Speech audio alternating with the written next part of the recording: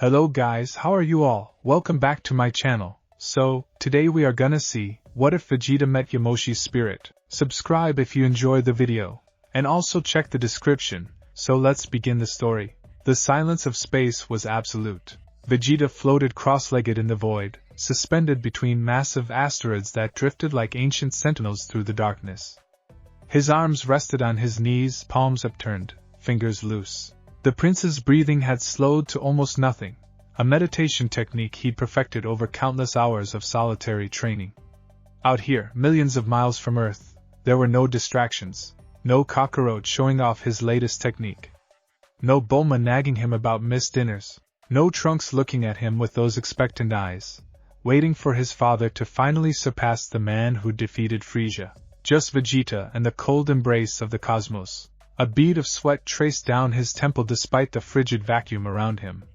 His ki formed a protective bubble, maintaining pressure and warmth, but the concentration required was immense. He'd been out here for 6 days now, pushing his body and mind to their absolute limits. Sleep came in brief, fitful bursts. Food was whatever ration bars he'd stuffed in his training GI before leaving Earth's atmosphere. I should be stronger by now. The thought echoed through his mind like a curse.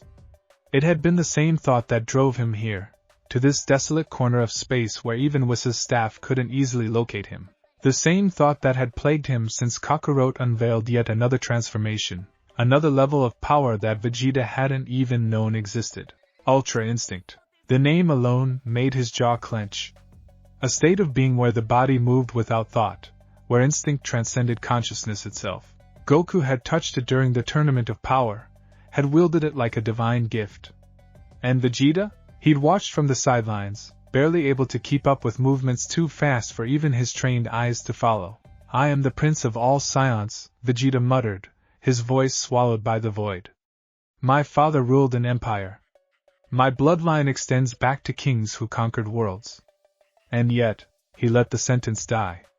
What was the point of finishing it? The truth was obvious, had been obvious for years now. Ever since that day on Earth when a low-class Saiyan warrior had transformed before his eyes, golden hair blazing with power that should have been Vegeta's birthright. Everything since then had been a chase, an endless pursuit where the finish line kept moving further away. Vegeta's eyes snapped open. Enough self-pity. That wasn't the Saiyan way. Pain was a tool. Frustration was fuel. He would transform these feelings into power, as he always had. He stood in the void, his aura flaring to life around him. Blue energy crackled across his form as he ascended directly to Super Saiyan Blue, skipping the intermediate forms. His hair shifted to brilliant azure, his eyes became sharp and calculating. The asteroids around him trembled from the pressure of his ki. Again, he commanded himself. Vegeta launched into a kata, a complex series of strikes, blocks, and movements that he designed specifically to push Super Saiyan Blue to its limits. Each punch created shockwaves that shattered nearby space debris. Each kick sent asteroids careening into the darkness. His body became a blur of motion, faster and faster, until even he began to lose track of where one movement ended and another began. Faster. Stronger. Beyond. Sweat poured from his body now, evaporating instantly in the heat of his aura. His muscles screamed in protest, but he pushed harder. This was the only way he knew. Break down the body completely, then rebuild it stronger. Goku might have his instincts and his easygoing approach to training, but Vegeta had discipline. He had pride. He had the iron will of Saiyan royalty. A sudden spike of pain shot through his left shoulder. Vegeta faltered mid-strike, his aura flickering. He grabbed his shoulder, feeling the muscle spasm beneath his fingers. He pushed too far, too fast. The body had limits, even a Saiyan body enhanced by godly ki. Damn it, he hissed. Vegeta let the transformation drop, his hair fading back to its natural black, his aura dissipating. He floated there, breathing hard, staring at his trembling hands. 6 days of non-stop training, and what did he have to show for it? A pulled muscle and the same gnawing frustration that had driven him out here in the first place. Maybe Bulma was right. Maybe he was too stubborn for his own good. The thought had barely formed when something changed. It was subtle at first, a sensation so faint that Vegeta almost dismissed it as exhaustion playing tricks on his mind. But it persisted, growing stronger. A presence. Not threatening, exactly, but powerful, ancient. It felt like standing before an open flame, feeling the heat on your face even from a distance. Vegeta's eyes narrowed. His hand instinctively moved to his side, ready to power up again despite his fatigue. "Show yourself," he called out to the void. "I know you're there." Nothing. Just the silent drift of asteroids and the distant glimmer of stars. But the presence intensified. Vegeta could feel it now, undeniably real. It wasn't like sensing a key signature. This was something else entirely. It felt old, impossibly old, like the sensation of touching stone that had existed for millennia. And it was watching him. "I said show yourself." Vegeta's voice echoed with authority, the prince's tone that brooked no disobedience. "I'm in no mood for games." A flicker of green light appeared in his peripheral vision. Vegeta spun, his body tensing for combat. The light was small at first, no bigger than a candle flame, floating about 30 feet away. As he watched, it grew, expanding and brightening until it illuminated the entire asteroid field in an eerie emerald glow. The light began to take shape. First came the outline: broad shoulders, powerful arms, the distinctive spiky hair of a Saiyan. Then features began to emerge from the green flames: a weathered face, sharp eyes that burned with inner fire, a stern mouth set in a line that spoke of hard-won battles and harder decisions. The figure wore armor unlike anything Vegeta had seen before, ancient Saiyan battle gear, but crafted with an elegance that modern versions lacked. Symbols were etched into the chest plate, characters in old Saiyan that Vegeta could barely read. But it was the aura that truly captured Vegeta's attention. Green flames danced around the figure, but they weren't wild or chaotic like normal ki. They moved with purpose, with control, flickering and flowing like a living thing. The flames didn't radiate heat or destructive power. Instead, they felt noble, protective. Like standing near a hearth fire in winter, warm and safe. The figure opened its eyes fully, and Vegeta felt the weight of that gaze. It was like being seen completely, every secret laid bare, every strength and weakness catalogued in an instant. "Who are you?" Vegeta demanded, though something deep in his Saiyan blood already knew the answer. This was no ordinary warrior. This was something far more significant. The figure didn't speak immediately. It simply studied Vegeta with those burning eyes, and the prince felt an irrational urge to look away. He forced himself to meet that gaze, pride refusing to let him show weakness before anyone, even a ghost. When the figure finally spoke, its voice seemed to come from everywhere at once, deep, resonant, carrying the weight of ages. "You train yourself to exhaustion, Prince of Saiyans. You push your body beyond its limits, seeking power that continues to elude you. Tell me, do you even know what you're searching for?" Vegeta bristled at the casual dismissal in those words. "I seek to surpass my limits. To become the strongest warrior in existence." What else would a Saiyan search for? Strength. The figure's mouth curved into something that might have been a smile, though there was sadness in it. Always strength. Power. Victory. The same answer I would have given once. The green flames around it pulsed, growing brighter. "But you're lying to yourself, Prince. I can see it in your eyes, in the way your ki trembles with frustration rather than determination. You don't seek strength for its own sake anymore. You seek it because another has surpassed you, and your pride cannot bear it." The words struck like physical blows. Vegeta's hands clenched into fists, his jaw tight. "You know nothing about me, Spirit. I am Vegeta, Prince of all Saiyans, and I will not be lectured by some apparition in the void. No?" The figure crossed its arms, and the gesture was so familiar, so quintessentially Saiyan, that it sent a chill down Vegeta's spine. "Then tell me, Prince, when was the last time you trained not to surpass Son Goku, but to protect what you hold dear? When did you last push yourself not from frustration, but from duty?" Vegeta opened his mouth to retort, then stopped. The answer should have been immediate, but it wasn't. When had he last thought about training in those terms? Even his drives to protect Bulma, Trunks, Earth itself, weren't they all tied up in his need to be stronger than Kakarot, to prove his worth? "You hesitate," the figure observed. "That is good. Hesitation means thought, and thought means growth. It unfolded its arms and took a step closer, its ethereal form gliding through space as if it were solid ground. I am called Yamoshi. Perhaps your father told you stories of me, though I suspect much has been lost over the centuries. Yamoshi. The name stirred something in Vegeta's memory. Fragments of bedtime stories from before planet Vegeta's destruction, tales his father had told him about the ancient Saiyans. The first Super Saiyan, the warrior who stood against tyranny. The legend that inspired Frieza's paranoia. You're supposed to be myth, Vegeta said slowly. A fairy tale to inspire warrior cubs. Myth? Yamoshi's laugh was like distant thunder. Yes, I suppose I am now. Dead for thousands of years, my deeds reduced to children's stories. But myths have power, Prince Vegeta. They endure because they carry truth. He gestured around them, at the asteroid field, at the infinite cosmos beyond. Just as you endure, training in isolation, seeking something you cannot name, I can name it just fine, Vegeta snapped. Power. The strength to protect everything I've built. The ability to stand as the strongest Saiyan, as my birthright demands. Birthright. Yamoshi's eyes flashed. That word again. Tell me, does Son Goku train because of birthright? Does he push himself because of royal blood or noble heritage? Kakarot trains because he's a battle-obsessed fool who cares for nothing but the next fight, does he? Yamoshi moved closer still, until he was only a few feet from Vegeta. Up close, the prince could see details in that ancient face, scars from countless battles, lines of worry and responsibility, eyes that had seen the rise and fall of civilizations. Or does he train because he loves the people around him and wants the power to protect them? Because he sees each new challenge as an opportunity to save those who cannot save themselves? Vegeta wanted to argue, to tear apart that naive assessment of Kakarot's motivations.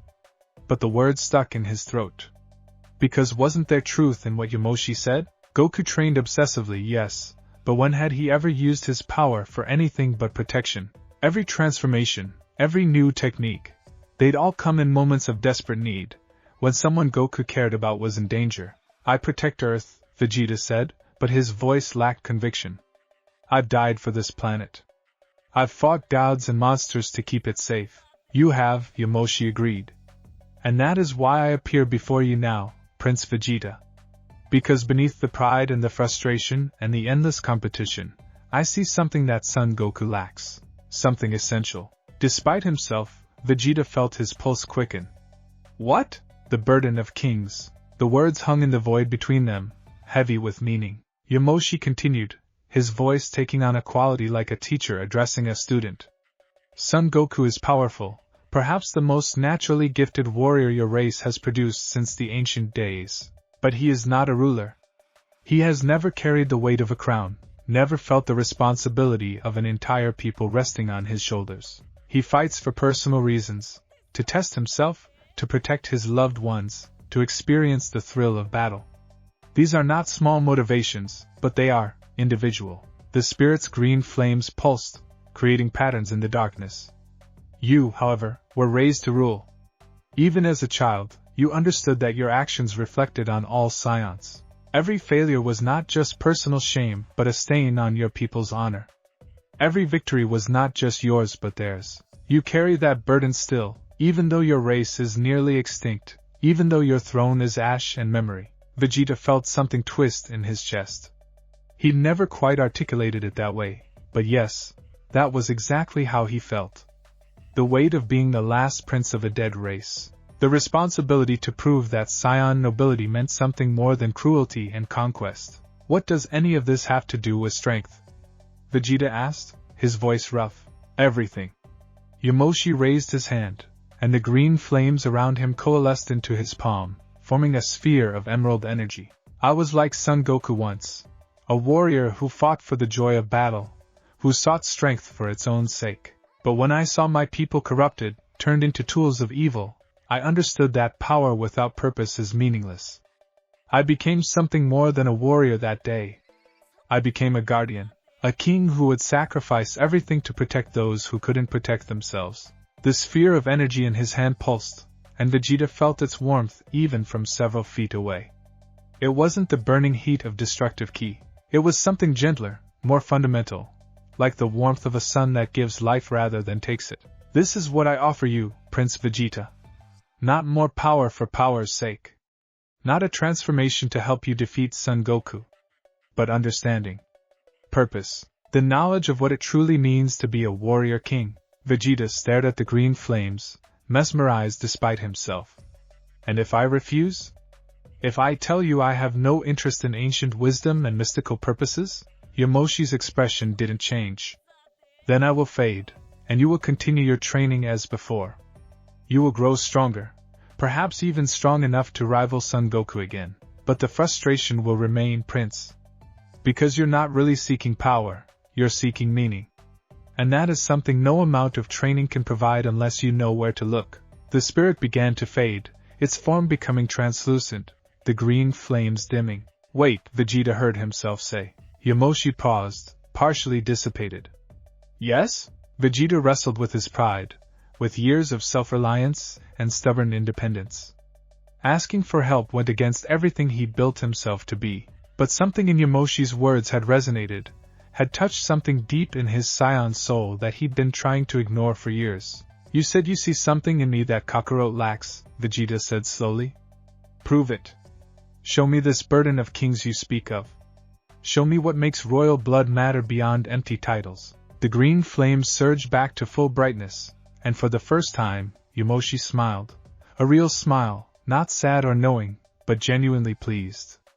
There is the prince I was hoping to find. Very well, Vegeta. But understand this, what I offer is not easy. The path of the Guardian King is harder than any training you've endured. It will require you to face not just physical challenges, but truths about yourself that you've spent years avoiding.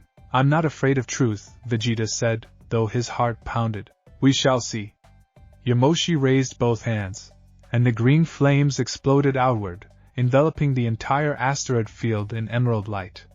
Close your eyes, Prince. Let your mind open. What I show you now is not illusion or trick, it is memory. My memory. The moment I became more than just another Saiyan warrior. Vegeta hesitated only a moment before closing his eyes. The universe disappeared. When vision returned, Vegeta was no longer floating in space. He stood on solid ground, red dirt beneath his boots, two suns blazing in an alien sky. Around him stretched a city, but it was being torn apart. Buildings crumbled. Fires raged. And everywhere, were Saiyans. But these Saiyans were different from any Vegeta had known. They wore armor similar to what Frieza's forces had used, but cruder, more brutal, and they were slaughtering the city's inhabitants without mercy, cutting down fleeing civilians, crushing those too weak to run, laughing as they destroyed everything in their path. What is this? Vegeta demanded, though he already knew. He'd heard the stories. The ancient Saiyans had been mercenaries, selling their services to the highest bidder, destroying worlds for pay. This was planet Sadala. Yamoshi's voice echoed around him, though the spirit was nowhere to be seen. Our home. Before we became what we are now, this was where Saiyans lived in balance with themselves and others. But greed corrupted us. Power corrupted us. These warriors you see are my brothers, my fellow Saiyans, who chose to follow evil Saiyans who promised them conquest and glory. Vegeta watched a Saiyan warrior grab a child, not a Saiyan child, some other species he didn't recognize, and hurl the screaming youngling into a burning building. The casual cruelty of it, the complete lack of honor, made his stomach turn. This isn't strength, Vegeta found himself saying. This is slaughter. Where's the honor in killing those who can't fight back? Exactly, Yamoshi's voice held approval. You understand, even if you've tried to deny it. There is no honor in dominating the weak. No pride in destroying those who pose no challenge. Yet this is what the Saiyan race became in those dark days. The scene shifted. Vegeta now stood in what looked like a throne room, primitive but grand. At its center sat a Saiyan king, not his father, someone older, wearing armor decorated with symbols of rank. And standing before this king, bound in energy chains, was Yamoshi himself. The younger version of the ancient Saiyan was bleeding from a dozen wounds, his armor cracked and broken. But his eyes, those burning eyes, were defiant. You were always too soft, Yamoshi, the king sneered. Too concerned with honor and righteousness. The universe respects only power. The strong take what they want, and the weak exist to serve or die. This is the Saiyan way. No, Yamoshi's voice was steady despite his injuries. That is the way of beasts, not warriors. True strength protects. True power serves a purpose beyond itself. You've corrupted everything our people once stood for. The king laughed. Our people? There are no our people anymore, fool. There are only the strong and the dead. And you, great Yamoshi, are about to join the latter. Energy gathered in the king's hand, dark crimson power that crackled with malice. This was kill meant to execute, meant to end Yamoshi's resistance once and for all. Vegeta found himself tensing, readying for a fight, before remembering this was memory, not reality. He was witnessing events millennia past, but what happened next shocked him to his core. As the killing strike descended, Yamoshi's eyes changed. His aura, which had been flickering weakly, suddenly erupted, but not with golden energy. With green flames, the same noble fire that Vegeta had seen surrounding the spirit. The chains binding Yamoshi shattered. The king's attack dissipated against an emerald barrier, and Yamoshi transformed. His hair remained black but seemed to shimmer with inner light. His eyes glowed green with ancient power, and around him, those flames danced, protective, purposeful, powerful beyond anything Vegeta had witnessed. This is my answer to your way of beasts, Yamoshi declared, his voice resonating with power. I am no longer just a warrior. I am a guardian. A protector. A king who will sacrifice everything to save what remains of our people's honor. The Memory King attacked with everything he had, blasts of energy that could destroy planets, techniques that bent space itself. But Yamoshi stood firm, his green flames deflecting each strike, protecting not just himself but the remains of the palace behind him, where innocent Saiyans cowered in fear. You see? The real Yamoshi's voice spoke in Vegeta's ear. In that moment, my power came not from rage or desire for victory. It came from purpose, from the absolute need to protect, to stand as a bulwark against evil. The transformation was not Super Saiyan as you know it, it was something more. Something that requires the heart of a true king. The memory faded, leaving Vegeta once again floating in space, Yamoshi's spirit before him. The prince was breathing hard, his mind racing with what he'd witnessed. That transformation, Vegeta said? That green fire. What is it? I called it Spirit Super Saiyan, Yamoshi replied. A form that draws not on rage or desperation, but on the warrior's sense of duty. It requires complete clarity of purpose. You must know, without any doubt, that you fight not for yourself but for something greater. Son Goku could never achieve it, not because he lacks strength, but because his heart, pure as it is, fights for personal reasons. He wants to test himself, to grow stronger, to protect those he loves. Noble goals, but ultimately self-centered. Yamoshi's green flames pulsed. You, however, you carry the weight of kingship. You understand duty and responsibility in ways Son Goku never could. When you fight not just for yourself or your family, but for the honor of your entire race. You are the last prince, Vegeta. The final bearer of Saiyan nobility. That burden can be transformed into the greatest power imaginable, if you have the courage to fully embrace it. Vegeta's mind whirled. Everything Yamoshi said resonated with something deep inside him, something he never quite acknowledged. Yes, he wanted to surpass Goku. But why? Not just for pride's sake. Because he needed to prove that Saiyan royalty meant something. That the bloodline of kings produced warriors superior to low-class soldiers. That his people's legacy was worth preserving. How? Vegeta asked simply. How do I achieve this Spirit Super Saiyan? Yamoshi's expression grew serious. The same way I did. By facing yourself completely. By acknowledging every failure, every moment of weakness, every time your pride led you astray, and then accepting that these moments do not diminish you. They define you. They forge you into something stronger than mere power could ever create. I've already acknowledged my failures, Vegeta said bitterly. I've replayed them in my mind 1,000 times. Letting Frieza transform. Allowing Babidi to control me. Every time I've fallen short of Kakarot. That's not acknowledgement, Yamoshi interrupted. That's self-flagellation? There's a difference. True acknowledgement means understanding why you failed, what those failures taught you, and how they've shaped who you are now. It means accepting that even your greatest mistakes have value. The spirit moved closer, and Vegeta felt the warmth of those green flames against his skin.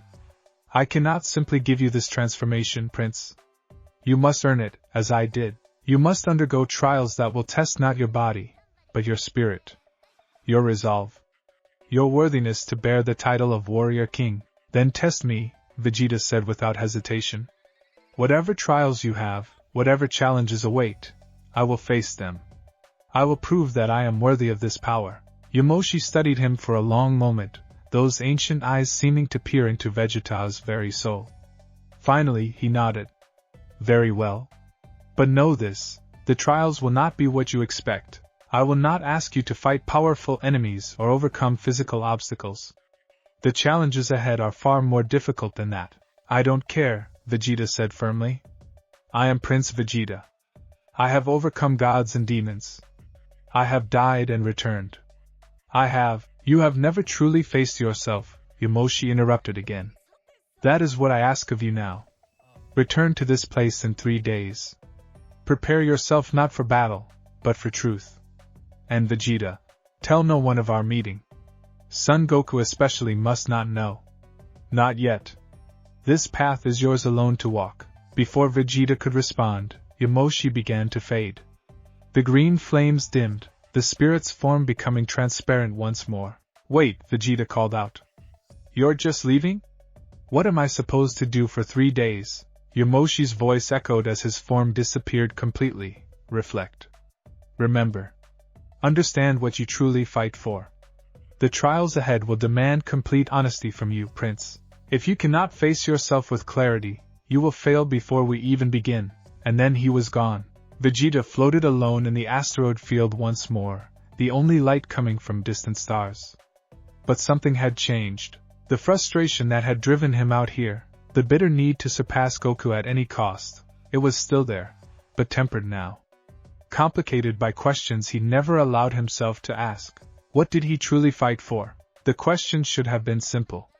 He fought to protect Earth, to provide for his family, to uphold his Saiyan heritage. But were those real motivations, or just justifications for his endless pursuit of power? Vegeta closed his eyes and tried to quiet his thoughts, to reach the same meditative state he'd been in before Yamoshi appeared. But it was impossible now. His mind raced with memories. Of his father, of planet Vegeta, of Frieza's cruelty and his own subsequent cruelty under Frieza's thumb, of meeting Bulma and slowly, painfully learning what it meant to care for someone beyond yourself, of holding Trunks for the first time and feeling terrified by the responsibility, by the knowledge that this tiny life depended on him completely. When had he last fought for Trunks?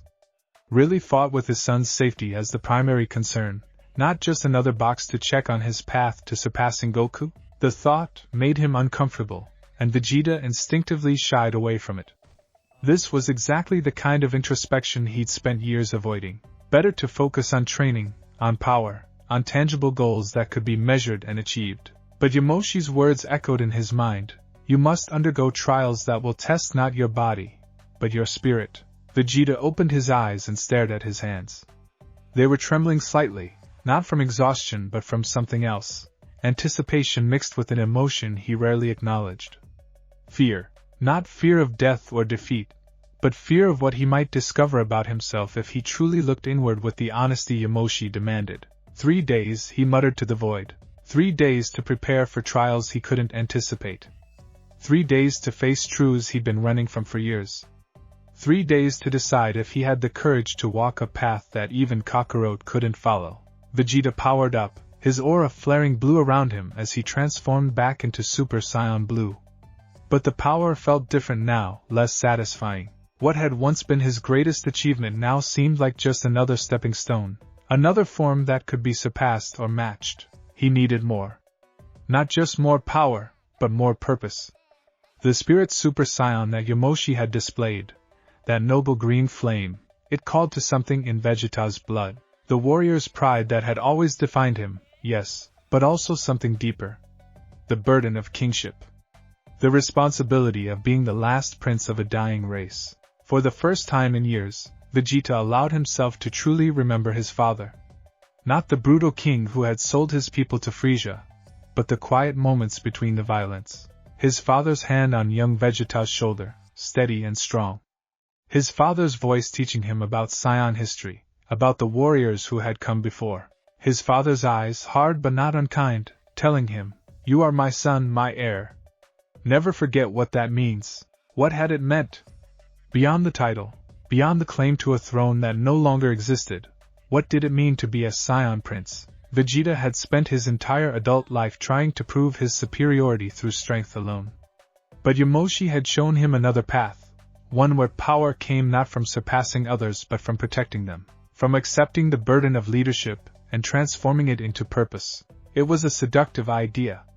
More than that, it felt right in a way that transcended logic. 3 days, Vegeta repeated. He turned away from the asteroid field, sensing Earth's direction through the vast distances of space. Bulma would be wondering where he was by now. Trunks probably needed training, and there was always the possibility that some new threat would emerge, requiring his attention and strength. But for the next 3 days, Vegeta decided he would do something he'd never truly done before. He would be still. He would think. He would remember everything that had made him who he was. The good and the bad, the triumphs and the failures, the moments of pride and the moments of shame. And then he would return to this place and face whatever trials Yamoshi had prepared. As Vegeta rocketed through space toward home, the asteroid field behind him remained dark and silent. But if someone had been watching carefully, they might have noticed a faint flicker of green light among the floating rocks. A reminder that something ancient had awakened, and the Prince of Science was about to discover what it truly meant to be a king. The whisper in the stars had spoken, and Vegeta, for the first time in his life, was ready to listen. Vegeta materialized on the lawn of Capsule Corporation just as dawn broke over West City. The transition from the absolute silence of space to Earth's atmosphere was jarring. Suddenly there were sounds again, birds singing their morning chorus. The distant hum of traffic as the city began to wake. The soft whir of Bulma's various inventions working away in the laboratories below ground. He powered down from his flight form, his boots touching grass that was still wet with dew. The prince stood there for a moment, letting his senses adjust, feeling oddly displaced. 6 days in the void followed by an encounter with an ancient spirit. It felt surreal now, standing in the mundane normalcy of his home. Was it real? Had Yamoshi truly appeared, or had exhaustion finally driven him to hallucinations? But no. The memory was too vivid, too detailed. And something had changed inside him during that encounter, something fundamental that he couldn't quite name, but definitely felt. Like a door had been opened in his mind, revealing rooms he hadn't known existed. "Vegeta!" He winced at the volume. Bulma's voice carried clearly from an open window on the second floor, her workshop, where she probably hadn't slept all night again, too absorbed in whatever invention currently consumed her attention. Within seconds she appeared on the balcony, her blue hair slightly disheveled, wearing one of her lab coats over casual clothes. Even from this distance, Vegeta could see the mixture of relief and irritation on her face. That was Bulma in a nutshell, worried about him and angry at him for making her worry, both emotions equally intense. 6 days, Vegeta. 6 days without a word. Do you have any idea how worried I've been? What if something had happened to you out there? What if? I'm fine, Vegeta interrupted, his voice rougher than intended. I was training. Training, Bulma repeated, her tone dripping with sarcasm. Of course you were. Because apparently the laws of basic communication don't apply to the Prince of all Saiyans. She crossed her arms, fixing him with a look that had made scientists twice her age quake. Trunks kept asking where you were. What was I supposed to tell him? That his father had decided the vacuum of space was more important than his family? The words hit harder than Bulma probably intended. Or maybe exactly as hard as she intended. His wife had always possessed an uncanny ability to strike at his most vulnerable points. Vegeta started then stopped. What could he say? That he'd been running from his own inadequacy? That he needed distance from everything, especially from the constant reminders of how Goku continued to surpass him? Bulma's expression softened slightly, seeing his struggle. Just next time, at least leave a note or something, okay? I know training is important to you, but you're not alone anymore, Vegeta. People here care about you. We worry. I'll keep that in mind, Vegeta said quietly. An awkward silence stretched between them. Finally, Bulma sighed. There's breakfast in the kitchen. You look like you haven't eaten properly in days, which, knowing you, is probably accurate. Go shower first though. You smell like space dust and stubbornness. Despite everything, Vegeta felt his mouth twitch toward a smile. Space dust isn't a smell. It is when you've been floating in it for almost a week. Bulma turned to head back inside, then paused. Vegeta? Whatever you're dealing with, you know you can talk to me, right? I may not understand all the Saiyan warrior stuff, but I understand you. The offer hung in the air, genuine and patient. Vegeta wanted to accept it, wanted to tell her about Yamoshi and the Spirit Super Saiyan, and the questions that now plagued his every thought. But something held him back. Yamoshi had said to tell no one, and besides, what would he even say? That a ghost had offered him power beyond imagination if he could just figure out what he truly fought for. I know, he said instead. Thank you. Bulma nodded and disappeared inside. Vegeta remained on the lawn for another moment, staring up at the lightning sky, before following her in. The shower was longer than usual. Vegeta stood under the scalding water, letting it wash away the physical grime while his mind continued to churn. 3 days, Yamoshi had said, 3 days to prepare himself for trials that would test his spirit rather than his strength. But how did one prepare for such a thing? Vegeta was a warrior. He understood physical training, mental discipline, tactical preparation. Push the body to its limits, study the enemy's weaknesses, plan the attack. These were concrete concepts with measurable outcomes. Facing himself, though? Acknowledging his failures not as sources of shame but as teaching moments? That was territory he'd spent his entire life avoiding. The water began to run cold, but Vegeta barely noticed. His mind had drifted to another memory, one from years ago, during the battle with Majin Buu. He'd finally acknowledged Goku as the better fighter, had put aside his pride for the sake of Earth's survival. It had felt like defeat at the time, like surrendering everything that made him who he was. But Yamoshi's words suggested something different. That acknowledgement hadn't been weakness, it had been growth. The first step toward becoming something more than just a warrior consumed by pride. The burden of kings, Yamoshi had called it. The understanding that sometimes strength meant setting aside ego for a greater purpose. Vegeta turned off the water and stood dripping in the shower, struck by a sudden realization. Every transformation he'd achieved had been born from some emotional trigger. Rage at Frieza, desperation against the androids, jealousy of Goku's progress. Even Super Saiyan Blue had come from a need to match Goku's power. But this Spirit Super Saiyan that Yamoshi possessed, it didn't come from emotion at all. It came from clarity. From absolute certainty of purpose. How did one achieve that? Breakfast was a quiet affair. Bulma had already eaten and returned to her workshop, leaving Vegeta alone in the kitchen with enough food for 3 normal people. He ate mechanically, barely tasting it, still lost in thought. Dad? Vegeta looked up to find Trunks standing in the doorway, already dressed in his training gi. His son was growing taller every day, filling out with Saiyan muscle, his purple hair, inherited from Bulma, still slightly messy from sleep. He looked uncertain, as if unsure of his welcome. Trunks, Vegeta acknowledged. Mom said you were back. Trunks moved into the kitchen, grabbing a piece of fruit from the bowl on the counter.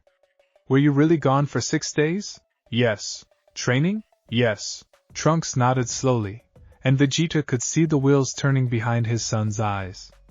The boy was trying to decide whether to say something more, weighing his words carefully. It was a trait he'd inherited from Bulma, that tendency to think before speaking, to consider consequences. Did you? Trunks started, then stopped. Tried again. Did you find what you were looking for out there? The question caught Vegeta off guard.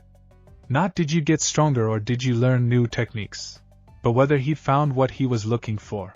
As if Trunks understood on some level that his father had been searching for more than just power. I don't know yet, Vegeta admitted, the honesty surprising even himself. But I encountered something interesting. Trunks' eyes lit up with curiosity. But before he could ask more questions, Vegeta stood abruptly. I need to do some research. In the library? Capsule Corp has a library? Trunks looked genuinely surprised. Your mother has everything, Vegeta said. She just doesn't advertise it. The library was on the 3rd floor, tucked away in a corner of the building that few people ever visited. Bulma had assembled it over years, collecting books on everything from quantum physics to ancient mythology. She'd once told Vegeta that inspiration could come from anywhere, so she surrounded herself with knowledge from every field imaginable. Vegeta had only been in here a handful of times, usually when Bulma dragged him along to grab some reference material.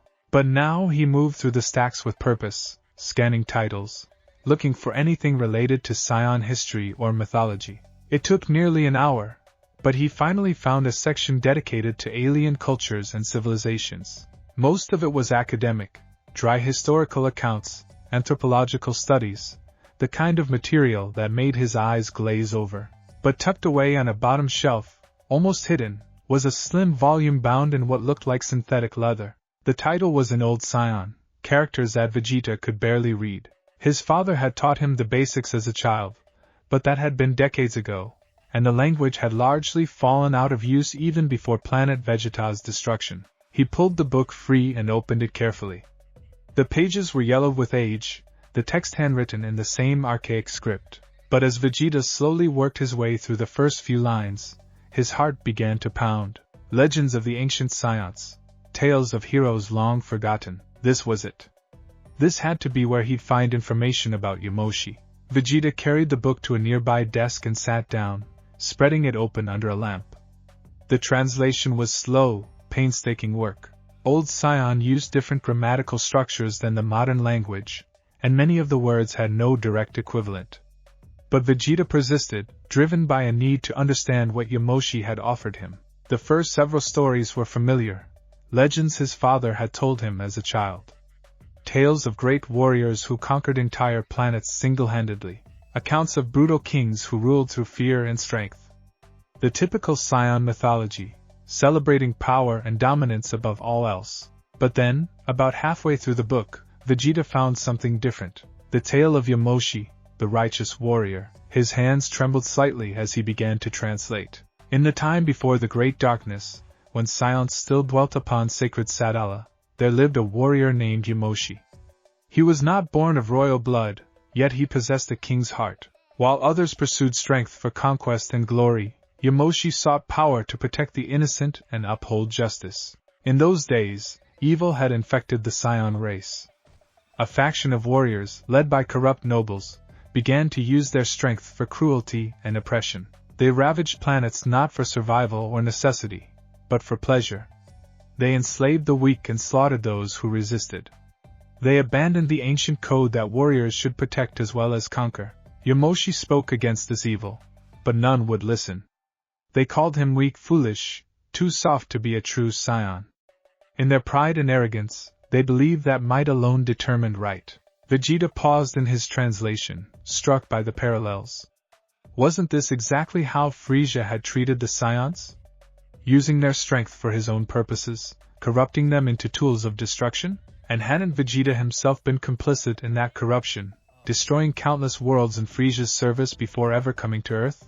He continued reading. When the evil Saiyans threatened to destroy all that was good in their race, Yamoshi could remain silent no longer. He gathered 5 righteous companions, warriors who still remembered what it meant to fight with honor, and together they stood against the corruption. The battle that followed shook the foundations of Sadala itself. Yamoshi and his companions fought not with rage or hatred, but with pure hearts dedicated to protecting their people. And in the crucible of that desperate struggle, something miraculous occurred. Yamoshi transformed. His hair remained dark, but his body was wreathed in flames of brilliant green, a fire that did not burn to destroy, but to purify and protect. This was no ordinary Super Saiyan transformation born from rage and despair. This was something higher, something purer. The spirit Super Saiyan, powered not by emotion but by absolute conviction. Vegeta's breath caught. There it was, confirmation that what Yamoshi had shown him was real, was part of actual Saiyan history rather than some fever dream. With this new power, Yamoshi stood as a bulwark against evil. His green flames could not be extinguished by darkness. His resolve could not be broken by fear. For a time, it seemed he might prevail, might save the Saiyan race from its own worst impulses. But the evil was too deeply rooted. Though Yamoshi fought with the strength of righteousness itself, he was but one warrior against thousands. His 5 companions fell one by one, sacrificing themselves so that others might live. And finally, wounded unto death, Yamoshi was forced to flee. With his last breath, Yamoshi spoke a prophecy. Though I fall today, I shall return.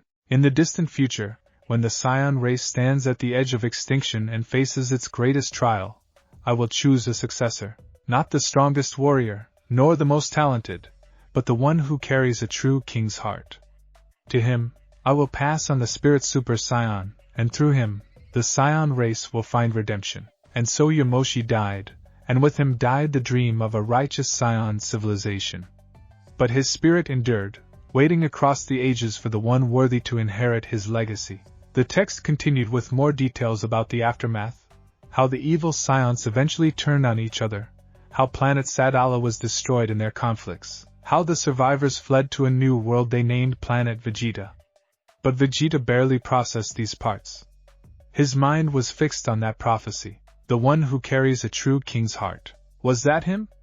Vegeta, who had spent years in Frieza's service, who had killed without remorse, who had allowed himself to be controlled by Babbidi's magic just for a chance at more power? How could someone with his history possibly be considered righteous? But Yamoshi hadn't described himself as perfect in that memory vision. He'd been a flawed warrior who chose to stand for something greater than himself, and that choice, that decision to fight for others rather than personal gain, had unlocked his transformation. Vegeta read through the passage again, more slowly this time, committing every word to memory. The book didn't provide instructions on how to achieve the spirit Super Saiyan. Apparently that knowledge had been lost to time. But it confirmed everything Yamoshi had told him. This wasn't just about getting stronger. It was about fundamental transformation of purpose. Interesting reading? Vegeta nearly jumped out of his chair. He spun to find Bulma standing in the doorway, a steaming cup of coffee in her hands and an amused expression on her face. "Don't sneak up on me, woman," he growled, his heart still pounding from the surprise. "I wasn't sneaking. You were just that absorbed." She walked over to the desk, glancing down at the ancient book. "Old Saiyan? I didn't know you could read that." "Barely," Vegeta admitted. "My father taught me some when I was young." Bulma's expression softened. She rarely brought up King Vegeta, knowing it was a sensitive subject. "What are you researching?" Vegeta hesitated. Yamoshi had said to tell no one, but this was Bulma. She was his wife, the mother of his child, the one person who had stood by him even when he didn't deserve it. If he couldn't share this with her, then who could he share it with? "I encountered something during my training," he said slowly. "Someone, actually. A spirit from ancient Saiyan history." Bulma's eyebrows rose, but she didn't interrupt. She simply settled into a nearby chair, sipping her coffee and waiting for him to continue. That was another thing he appreciated about her. She knew when to push and when to simply listen. His name was Yamoshi. According to this book, he was a warrior who lived thousands of years ago, before planet Vegeta even existed. He achieved a transformation beyond normal Super Saiyan, something called Spirit Super Saiyan. A transformation Goku doesn't have? Bulma asked perceptively. Vegeta's jaw tightened. A transformation Kakarot can have. It requires something he lacks, which is understanding of duty, of responsibility, of what it means to be a king who protects rather than a warrior who conquers. Bulma was quiet for a moment, processing this. "And this Yamoshi thinks you have those qualities?" "He says I have the potential for them." Vegeta looked down at the ancient text, at the carefully written words describing a warrior who had tried to save his race from corruption. "I don't know if he's right, Bulma. I've done terrible things. Killed innocent people. Served a tyrant. Let my pride nearly destroy everything I care about more times than I can count." "Yes, you have," Bulma agreed bluntly, and Vegeta looked up in surprise. "But you've also changed, grown, become someone completely different from that angry warrior who first came to Earth. You protect this planet now. You're a father who trains with his son and a husband who isn't great at communication but tries in his own way." That's growth, Vegeta. That's transformation. It's not enough, Vegeta said. This Spirit Super Saiyan, it requires absolute clarity of purpose. Complete certainty about what I fight for. And I don't have that, Bulma. Every time I think I've figured it out, I discover I'm still just chasing Kakarot's shadow, still trying to prove something that maybe doesn't need proving. Bulma set down her coffee cup and leaned forward. Then maybe these trials Yamoshi mentioned will help you figure it out. You can't force clarity, Vegeta, but you can put yourself in situations where it emerges naturally. She smiled. Besides, if an ancient Saiyan spirit specifically sought you out, that has to mean something, right? Spirits don't just appear to anyone. Maybe he was desperate, Vegeta muttered.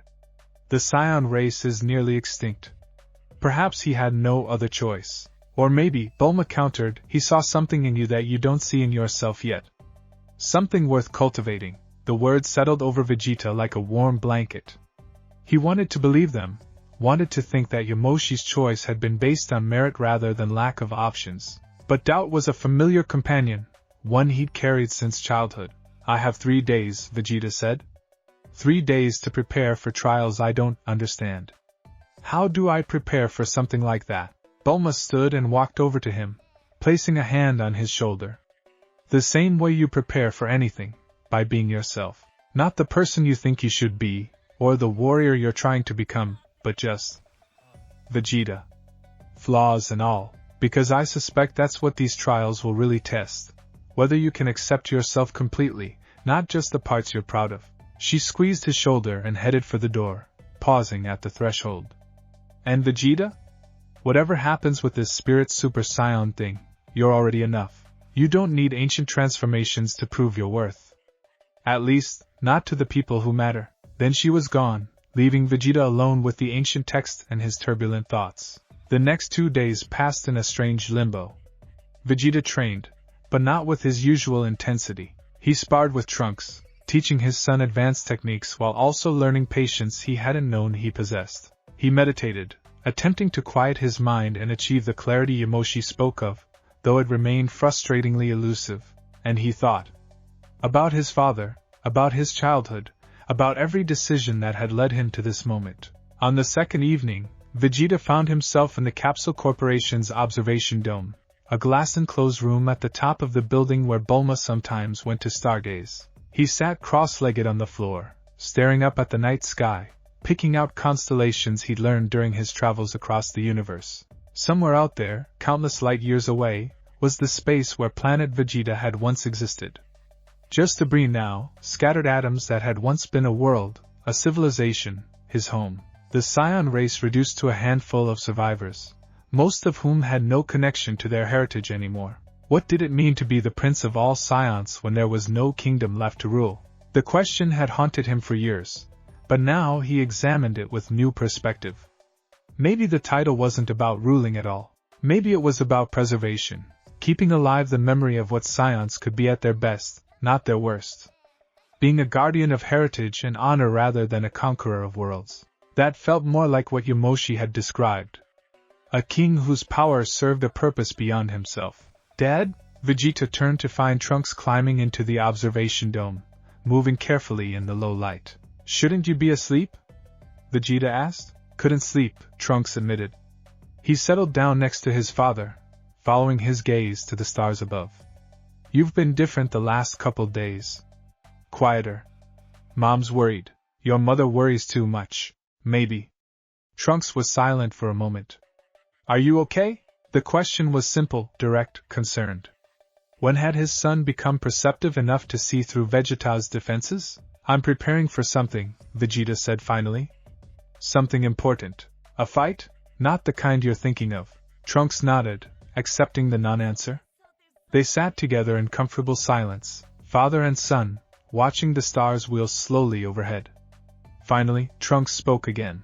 Goten told me that Goku has been asking about you. Wondering where you've been. Vegeta felt his jaw tighten instinctively.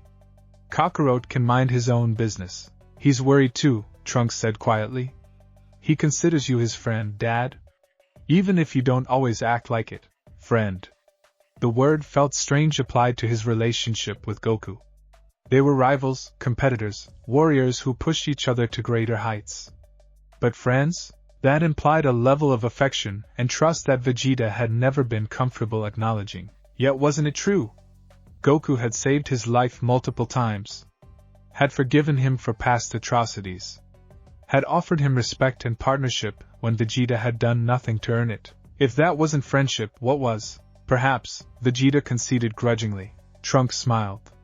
You know, you don't have to keep competing with him all the time. You're already amazing in your own right. Different, but just as strong. That's not, Vegeta started then stopped. Was that really what Trunks thought? That the endless rivalry was unnecessary, that Vegeta was already enough without needing to surpass Goku? It was almost exactly what Bulma had said. You're young, Vegeta said instead. You don't understand the complexity of. I understand that you're my father and I'm proud of you, Trunks interrupted. Not because you're stronger than Goku or because you've achieved this transformation or that one. But because you're you. Because you protect us and train with me and try your best even when things are hard. That's what matters, Dad. At least to me. The words hit Vegeta like a physical blow. He turned to look at his son, really look at him, seeing not a child anymore but a young man with wisdom beyond his years. When had that happened? When had Trunks stopped being the nervous boy who needed protection and become someone capable of offering it? Thank you, Vegeta said quietly, and meant it. They remained in the observation dome for another hour, talking about training and techniques and the future. Trunks shared stories about his adventures with Goten, about school and friends and all the normal things that filled a half-Saiyan teenager's life. And Vegeta listened, really listened, not planning his next words or thinking about training regimens, but simply being present with his son. It was, he realized, exactly what Yamoshi might have wanted him to do. To remember what he was fighting for. To understand the connections that gave his strength meaning. On the morning of the third day, Vegeta woke before dawn. He dressed in his training gi, ate a light breakfast, and left a note for Bulma, a concession to her earlier request. Then he stepped outside into the pre-dawn darkness and powered up, his aura flaring blue around him as he prepared to fly. Vegeta, he turned to find, was materializing out of thin air, his staff glowing softly in the gloom.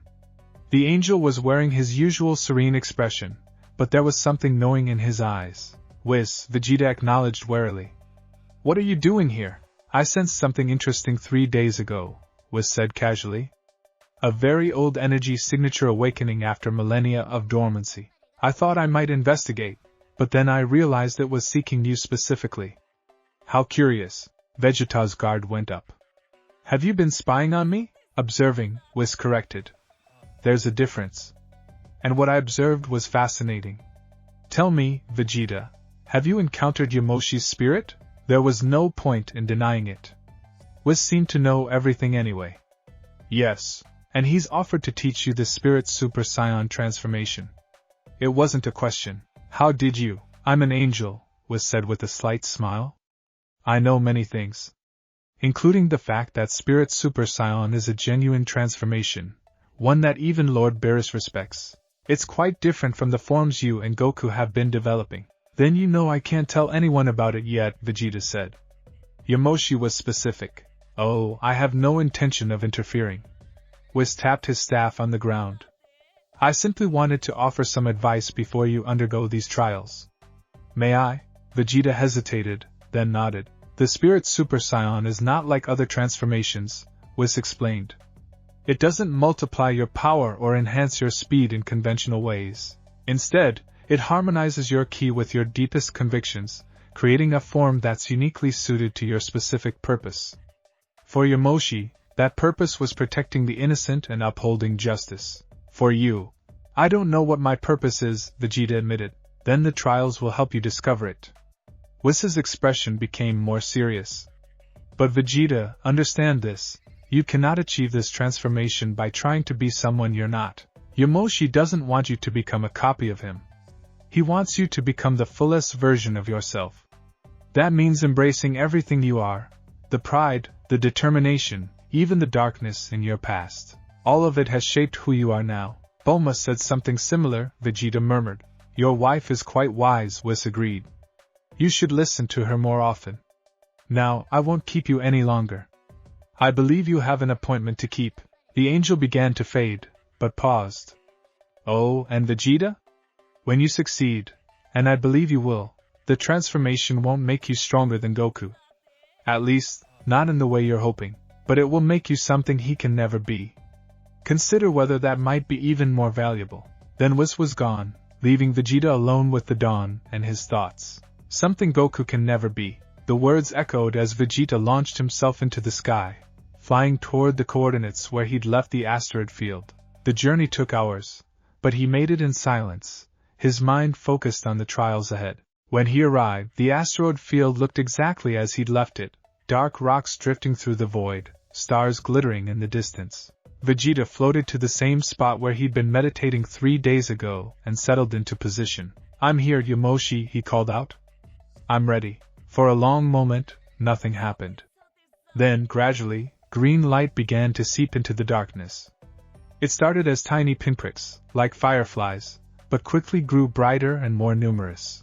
The lights swirled together, coalescing into that familiar figure, ancient armor, stern face, eyes that burned with purpose.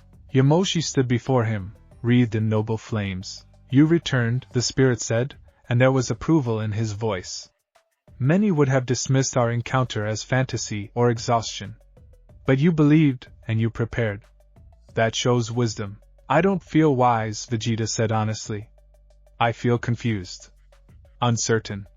These last 3 days I've been trying to understand what you want from me, what these trials will demand. But I still don't have answers. Good, Yamoshi replied. If you had come here claiming certainty, I would have known you weren't ready.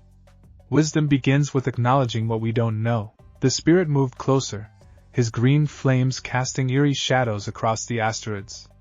The trials I offer are not tests of strength or skill. They are mirrors, Vegeta. They will show you yourself, truly and completely. Some of what you see will be painful. Some will be shameful. But some, I believe, will surprise you. And if I fail? Vegeta asked. If I can't face what these mirrors show, then you return to Earth unchanged, and we never speak again. Yamoshi's expression was grave. But know this, Prince, failure here is not the end. It simply means you're not ready yet. Perhaps someday you will be. Or perhaps another will take up this mantle. The universe will continue regardless. Somehow, that honesty was more reassuring than false encouragement would have been. I understand, Vegeta said. I'm ready to begin. Yamoshi raised his hands, and the green flames around him exploded outward, engulfing the entire asteroid field. Vegeta felt the energy wash over him, warm but not burning, powerful but not overwhelming. It seeped into his skin, into his bones, into his very soul. Then let us see what the Prince of all Science truly is, Yamoshi intoned. Let us discover whether you carry the heart of a king, or merely the pride of one. The flames intensified, and Vegeta felt reality beginning to shift around him. The last thing he heard before everything dissolved into green light was Yamoshi's voice, echoing through his consciousness. Remember, Vegeta, the greatest battles are not fought against others, but within ourselves. Face yourself with honesty, and transformation will follow. Then the light swallowed him completely, and the trials began. The green light was absolute, all-consuming. Vegeta felt himself suspended in it, weightless and directionless, unable to tell up from down or forward from backward. It was like being submerged in an ocean of emerald fire, except he could breathe, or rather, breathing seemed irrelevant. His body felt distant, almost theoretical, while his consciousness remained sharp and painfully aware. Then the light began to shift. Colors bled into the green, reds and purples, blacks and golds. Shapes emerged from the formless void. Vegeta felt solid ground materialize beneath his feet, and suddenly he was standing in a place he recognized with bone-deep familiarity. The throne room of planet Vegeta. But this wasn't a memory. It couldn't be. The throne room had been destroyed along with the planet when Frieza had. Vegeta's breath caught. There, sitting on the throne that bore his name, was his father. King Vegeta looked exactly as he had in Vegeta's childhood memories. Powerful, stern, wearing his royal armor with the kind of presence that made even hardened warriors bow their heads in respect. His beard was neatly trimmed, his eyes sharp and calculating as they surveyed an invisible court. Father? Vegeta's voice came out smaller than he intended, almost childlike. King Vegeta's eyes shifted to him, and for a moment, Vegeta saw recognition flicker there. But then his father's expression hardened into something cold and disappointed. So, you've returned. King Vegeta's voice was exactly as Vegeta remembered, deep, commanding, brooking no argument. The prince who abandoned his people. The heir who survived while his planet burned. The words struck like physical blows. Vegeta took an involuntary step backward. That's not. I was a child. I was off-world when Frieza destroyed. Excuses? King Vegeta rose from his throne, and somehow he seemed to grow larger, more imposing. A true Saiyan prince would have sensed the danger. Would have returned to fight alongside his people. Would have died with honor rather than live in shame. I've spent my entire life trying to honor our people. Vegeta shot back, his own voice rising. Everything I've done, every battle I've fought, it's all been to prove that Saiyan blood is superior, that our race was worth something. Worth something? His father's laugh was harsh, mocking. You've become the lapdog of weaklings. You live on a primitive planet, married to an alien woman, raising a half-breed child. You train alongside low-class warriors and call them rivals. Where is the pride in that? Where is the dignity of Saiyan royalty? Each accusation landed with precision, striking at insecurities Vegeta had buried deep. He wanted to argue, to defend his choices, but the words tangled in his throat. Because wasn't there truth in what his father said? Hadn't he wondered the same things himself, in his darkest moments? Vegeta started then stopped. His fists clenched at his sides.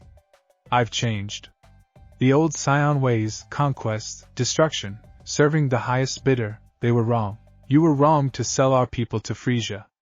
Wrong to raise me to believe that power justified any action. King Vegeta's expression didn't change, but something flickered in his eyes. So now you judge me? Your own father? The warrior who built an empire, who commanded the respect of the entire universe? You commanded fear, not respect, Vegeta said, and the words came easier now, fueled by years of repressed anger.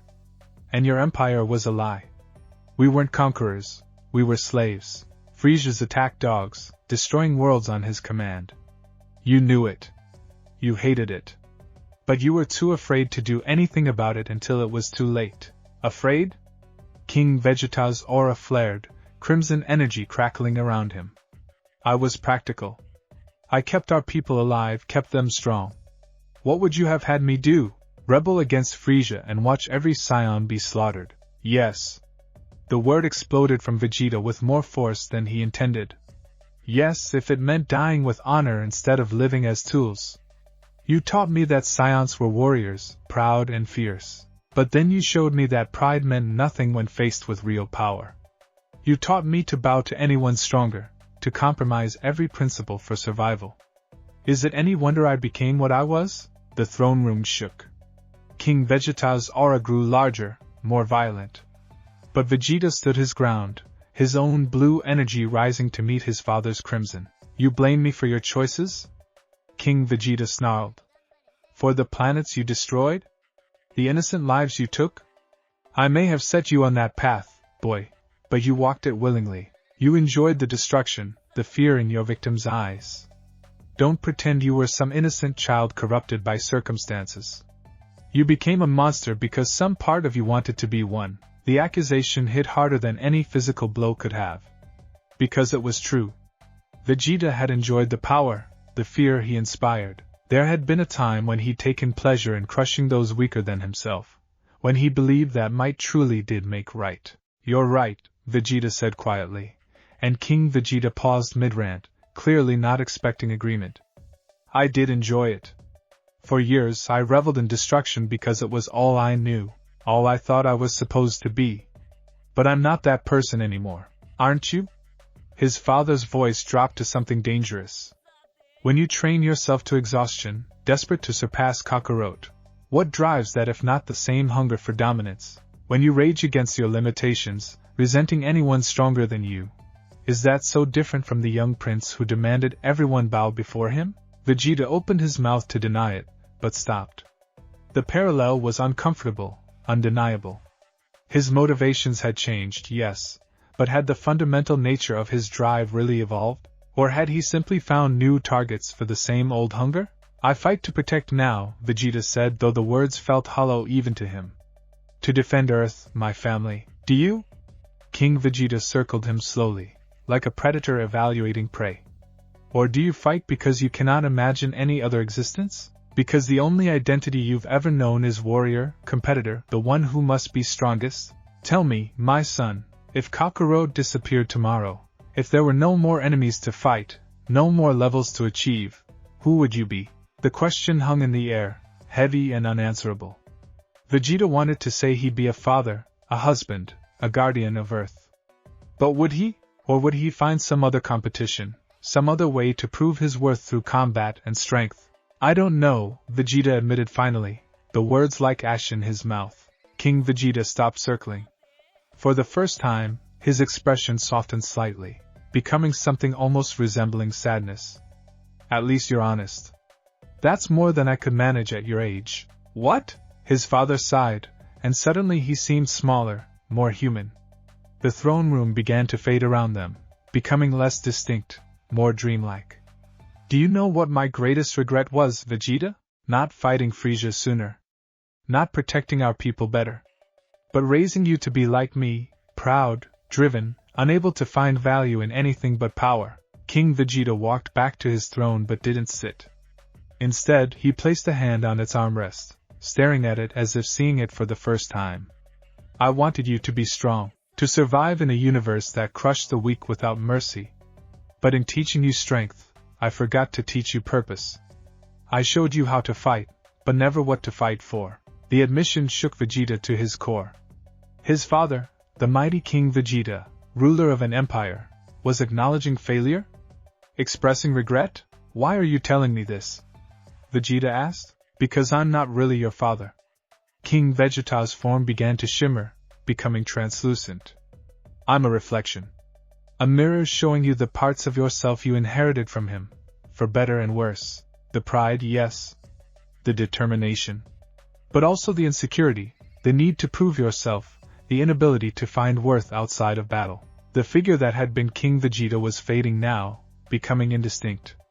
But its voice remained clear. The question you must answer, Prince Vegeta, is this: will you remain shackled by what you were taught to be? Or will you choose who you become? I don't understand, Vegeta said desperately. How do I choose?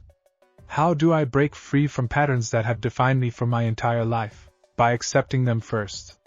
The voice was barely a whisper now. You cannot shed what you refuse to acknowledge. Your pride, your competitiveness, your need to be strongest, they're not flaws to be eliminated, they're tools to be directed. The question isn't whether you're driven, it's what you drive toward. The throne room dissolved completely, leaving Vegeta floating in green light once more. His father's final words echoed in the void. What do you drive toward, my son? What purpose will give your strength meaning? Before Vegeta could formulate an answer, the light shifted again, and a new scene materialized around him. This time, Vegeta found himself standing in a wasteland. Scorched earth stretched in every direction, broken only by the twisted remains of buildings and the scattered debris of what had once been a city. Smoke rose from 1,000 fires, darkening an already dim sky, and standing before him was himself. The other Vegeta wore the armor he'd had during his first arrival on Earth, battle-worn and intimidating, the crest of Frieza's forces still emblazoned on the chest. But it was the expression on that familiar face that made Vegeta's blood run cold. It was a look of pure contempt, of arrogant cruelty unmarred by any trace of conscience. Look at you, the other Vegeta sneered. Weak. Pathetic. You've let these humans soften you, make you forget what it means to be Saiyan. I haven't forgotten anything, Vegeta replied, though his voice lacked conviction. Facing a mirror image of his past self was more unsettling than confronting his father's memory. Haven't you? The other Vegeta gestured at the destroyed landscape around them. This is what we were, what we're meant to be. Destroyers. Conquerors. The strong taking from the weak because that's the natural order. But you've betrayed all of that. Playing house with humans, pretending their lives matter, acting like power should serve something beyond itself. Their lives do matter, Vegeta said firmly. all lives matter. I was wrong before. We were wrong. Wrong?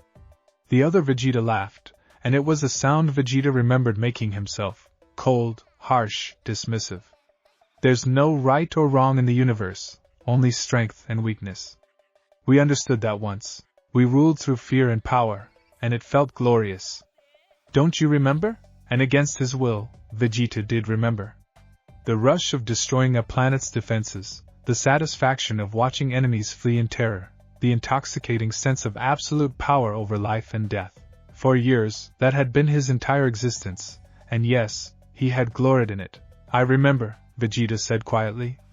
But I also remember the emptiness. The isolation. Living like that, it wasn't strength. It was just survival without purpose. Purpose? The other Vegeta spat the word like a curse. You sound like Kakarot with his naive morality. Power is its own purpose. Being the strongest, proving superiority. That's what gives life meaning. Everything else is just weakness disguised as philosophy. Then why was I never satisfied? Vegeta challenged. I destroyed countless worlds for Frieza. I grew stronger with each battle. But did I ever feel fulfilled? Did I ever experience anything beyond the temporary high of victory? The other Vegeta's sneer faltered slightly. We were slaves then. If we'd been free, if we'd conquered for ourselves instead of that lizard. I was free when I came to Earth, Vegeta interrupted. Frieza was dead. I could have done anything, gone anywhere. But what did I do? I stayed, I trained, I fought. And slowly, painfully, I learned that there's more to existence than just being the strongest. Like what? The challenge in those words was sharp, desperate even. Love? Family? Those are chains, not liberation. They make you weak, give your enemies leverage. A true warrior stands alone. A true warrior stands alone and dies alone, Vegeta countered. I've been there. I've had that existence. It's a cold, bitter thing, and it leads nowhere. You think having people who care about you is weakness? It's the opposite. It's having something worth protecting, something that gives your strength actual meaning. The other Vegeta's expression twisted with fury. You've been completely corrupted. The prince of all Saiyans, reduced to a domesticated pet. Father would be ashamed. Father would be wrong, Vegeta said, and surprised himself with the certainty in his voice. His way led our entire race to extinction. His philosophy of power without purpose, conquest without honor, it destroyed everything. I won't repeat his mistakes. So you'll become like them? The other Vegeta gestured dismissively.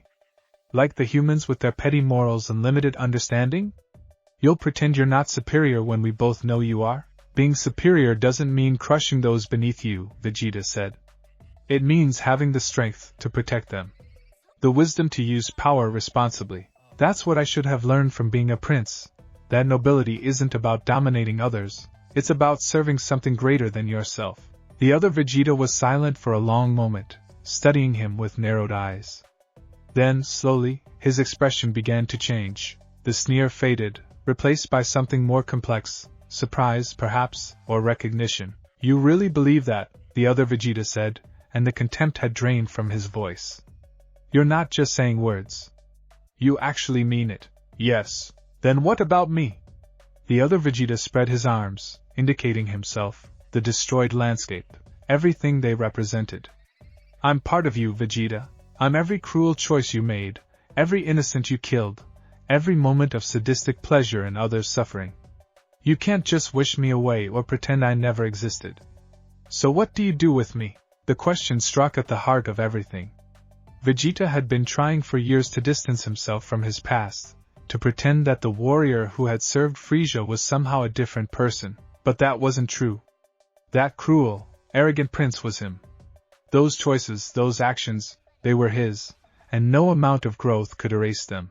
I accept you, Vegeta said slowly, working through the thought even as he spoke it. You're part of my history.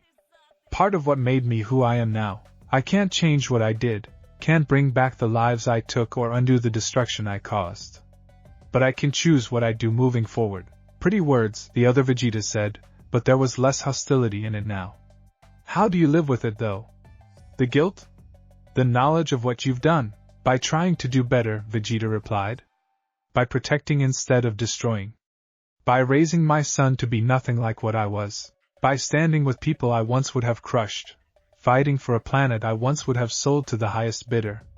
It doesn't erase the past, but it gives it context. Meaning, my mistakes taught me what not to be. My failures showed me what truly matters. The other Vegeta nodded slowly. Then, to Vegeta's surprise, he smiled, not with cruelty, but with something almost like approval. Maybe you're not as weak as I thought.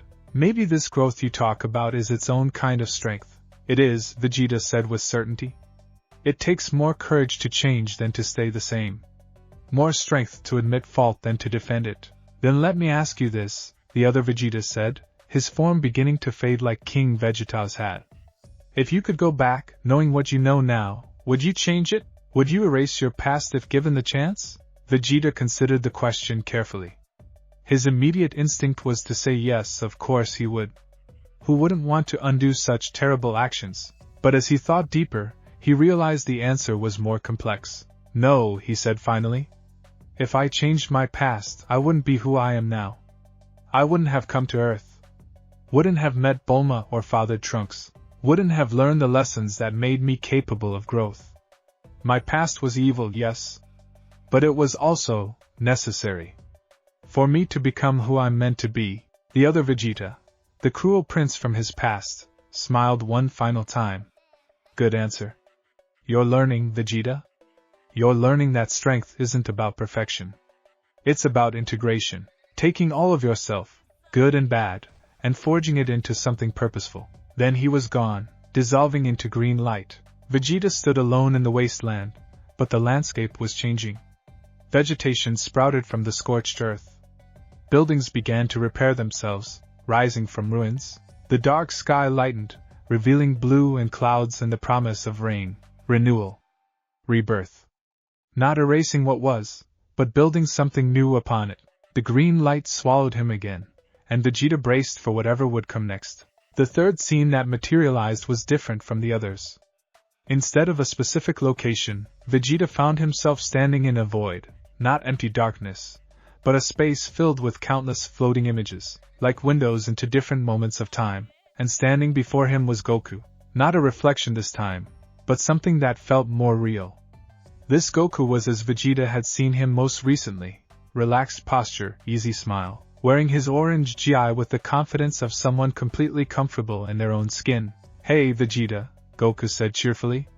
This is pretty weird, huh? Some kind of mental trial or something? Vegeta's jaw clenched. Of all the trials Yamoshi could have designed, this was perhaps the cruelest. You're not real. You're just another reflection, another test. Yeah, probably, Goku agreed easily. But I represent something real, don't I? I'm everything you've been chasing your whole life. The standard you measure yourself against. The rival you can never quite surpass. The words stung because they were true. Vegeta had spent more mental and emotional energy on Goku than perhaps anything else in his life. Every transformation, every training session, every push beyond his limits. So much of it had been about closing the gap between them. What's the point of this trial? Vegeta demanded. To rub in my face that I'm second best?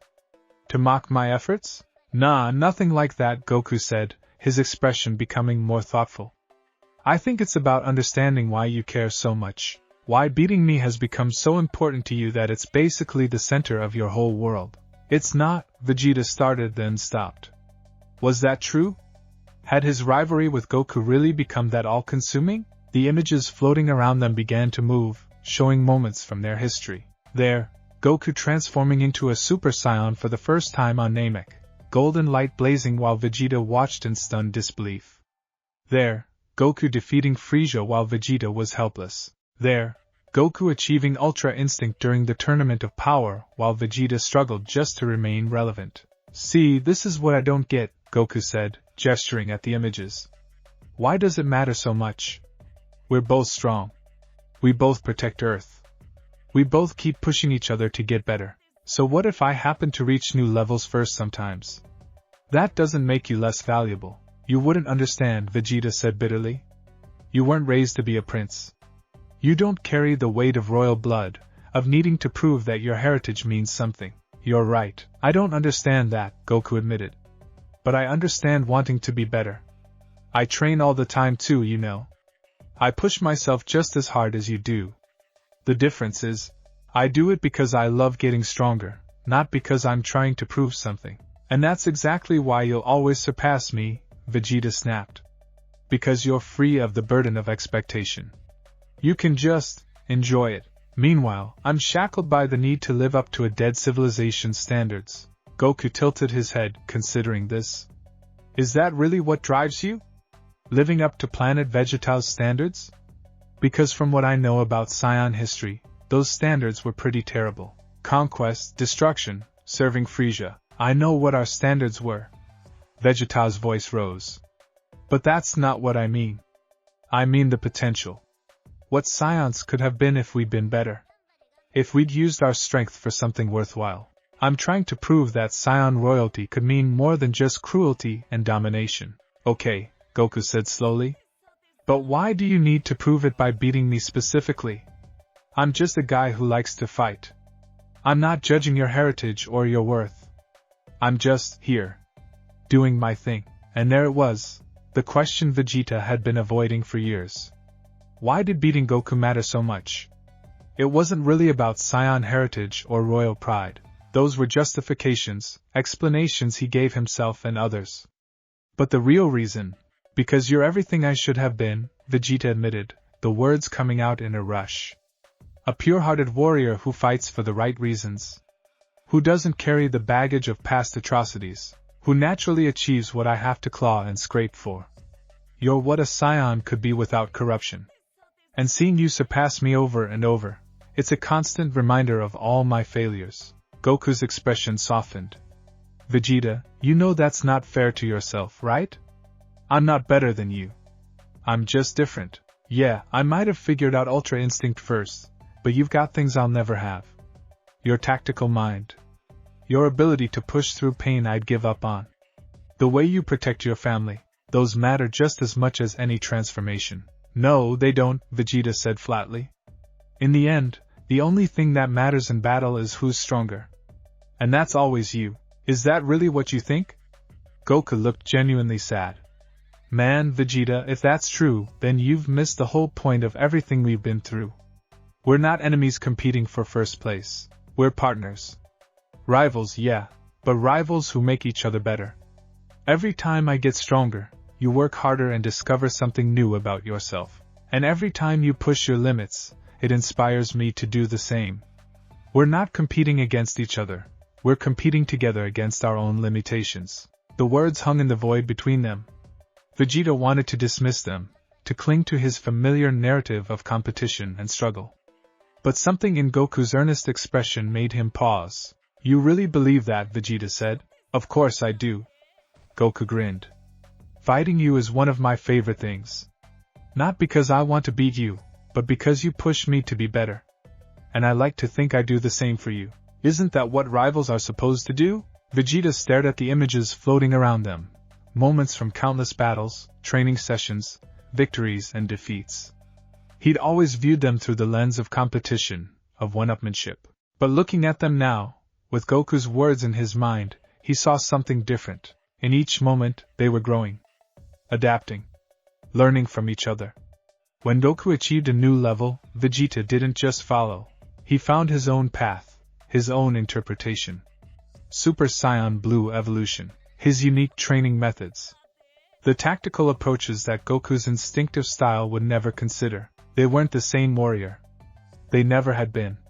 And maybe that was the point. I've been so focused on surpassing you, Vegeta said slowly, that I never stopped to consider whether that was even the right goal. Whether becoming a copy of you was what I should be striving for. Exactly. Goku's face lit up. You're not supposed to become me, Vegeta. You're supposed to become the best version of you. And honestly, I think you're already pretty close to that. You just need to accept it. Accept what? That you're enough.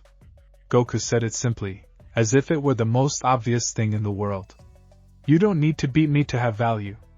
You don't need to be the absolute strongest to matter. You're Vegeta, Prince of all Saiyans, Protector of Earth, Father, Husband, Warrior. That's more than enough, don't you think? The words struck something deep in Vegeta's core. How long had he been chasing validation through strength alone? How many years had he wasted trying to prove his worth by surpassing Goku, when the truth was that his worth had never depended on that comparison? But what do I do? Vegeta asked, and hated how vulnerable the question sounded. If I'm not trying to surpass you, if that's not my driving force anymore, what becomes my purpose? Goku's smile was gentle, understanding. That's the question, isn't it? And I can't answer it for you. But I bet this whole trial thing you're going through is designed to help you figure it out. The image of Goku began to fade, but before he disappeared completely, he spoke one more time. For what it's worth, Vegeta, I'm proud to be your rival. Not because of our power levels or who wins more fights, but because you never give up. You've changed more than anyone I know, grown from who you were into someone completely different. That takes real strength, maybe more than any transformation ever could. Then he was gone, leaving Vegeta alone with the floating images of their shared history. Vegeta looked at them with new eyes. Not as scorecards tallying wins and losses, but as a chronicle of growth. Each battle, each challenge, each moment of defeat or victory, they were all part of a journey, not a competition to be won, but an evolution to be embraced. The images began to fade, dissolving back into green light. But Vegeta felt something settling in his chest, not peace exactly, but acceptance. Understanding. He would always push himself to grow stronger. That was fundamental to who he was. But maybe it didn't have to be about surpassing Goku. Maybe it could be about becoming the warrior he was meant to be, uniquely himself, with his own strengths and purposes. The green light intensified once more, and Vegeta braced for what he sensed would be the final trial. When vision returned, Vegeta found himself standing in a place that made his breath catch. Capsule Corporation. Specifically, the living room where his family gathered in the evenings. But it was different somehow, softer, warmer, imbued with a quality that was more feeling than physical appearance. Bulma sat on the couch, working on some device with her characteristic focus. Trunks was nearby, practicing katas in the space that Bulma had long ago given up trying to keep furniture free. And there, in the corner, standing and watching them both, was himself. This version of Vegeta looked different from the others. Older, perhaps, though not physically.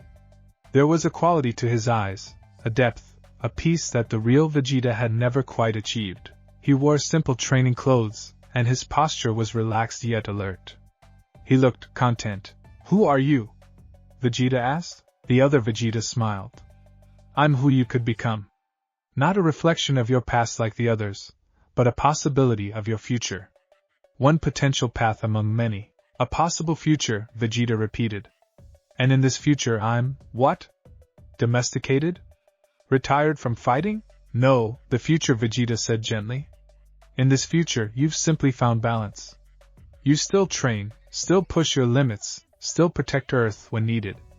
But it's no longer all-consuming. You've learned to exist beyond the battle. Vegeta watched his future self observing Bulma and Trunks, and the expression on that face was unmistakable. Love. Not the passionate, dramatic kind from stories, but something quieter and more profound. The love that came from truly seeing someone, accepting them completely, choosing them every day. I do love them, Vegeta said defensively. My family? They matter to me. I know, the future Vegeta replied. But do you let yourself feel it? Really feel it? Or do you keep it at arm's length, afraid that caring too much will make you weak? The question hit close to home. Vegeta thought of the countless times he'd held back affection, maintained distance, told himself that warriors didn't indulge in such softness. Even with Trunks, even with Bulma, there was always a part of him that remained guarded, protected. Caring for them doesn't make you weak, the future Vegeta continued. It makes you stronger. It gives you something worth fighting for beyond pride or competition. When you fought Majin Buu, when you finally let yourself acknowledge what they meant to you, wasn't that when you found the strength to sacrifice everything? Vegeta remembered. The moment he'd wrapped his arms around Trunks, finally telling his son that he was proud of him. The moment he'd chosen to self-destruct, hoping to destroy Buu even though it meant his own death. In that moment, fighting not for pride but for love, he'd felt more powerful than ever before. But it wasn't enough, Vegeta said bitterly. I failed. You survived, and my sacrifice meant nothing. Your sacrifice meant everything, the future Vegeta countered. Not because it destroyed you, it didn't. But because it showed you what you were capable of when you fought for the right reasons, when you let yourself care fully, without reservation. That's the power Yamoshi is trying to show you. The scene shifted slightly. Now Vegeta could see himself at the dinner table with Bulma and Trunks, laughing at something his son said. Training with Trunks, offering praise and encouragement, standing beside Bulma on the balcony, her hand in his, watching the sunset in comfortable silence. Simple moments. Domestic moments. The kind Vegeta usually rushed through or avoided entirely, too focused on training or competition to fully engage. This is what you're fighting for, the future Vegeta said. Not some abstract concept of Saiyan pride or royal heritage. These people, these moments. The life you've built on Earth. That's what gives your strength purpose. And Kakarot? Vegeta asked. In this future, do I finally surpass him? The future Vegeta's smile was knowing. In this future, it stops mattering. You grow strong enough to stand beside him as an equal, to protect Earth together. But more importantly, you stop measuring your worth by that comparison. You find value in being Vegeta, not Vegeta in relation to Goku, just Vegeta. Complete in yourself. The idea was seductive and terrifying in equal measure. To stop chasing that impossible standard. To accept himself as he was, flawed and imperfect but still valuable. Could he do that? Could he let go of the driving force that had defined him for decades? I don't know if I can, Vegeta admitted. Competition has been my entire life. Without it, without that goal of surpassing Kakarot, who am I? That's the question Spirit Super Saiyan requires you to answer, the future Vegeta said. Not who you are in relation to others, but who you are in yourself. What do you stand for? What principles guide you? What legacy do you want to leave? Vegeta looked at the scene before him, his family, his home, his life. Then he looked beyond, through the walls of Capsule Corporation to the world outside. Earth, the planet he'd once planned to conquer, then destroy, then reluctantly protect. Somewhere along the way, it had become home. These people had become his people. I stand for them, Vegeta said slowly, the words feeling both obvious and revelatory. I want to protect this world, this life I've built. I want to raise my son to be better than I was. I want to prove that Saiyan's strength can serve something good. That our power doesn't have to be a curse. And that, the future Vegeta said, his form beginning to glow with green light, is the heart of a warrior king. Not someone who rules through fear or dominates through power, but someone who uses their strength to guard what they love. To stand as a bulwark against evil. To sacrifice themselves if necessary so that others may live. The green flames around the future Vegeta intensified, and Vegeta realized they were the same noble fire that Yamoshi commanded. Spirit Super Saiyan.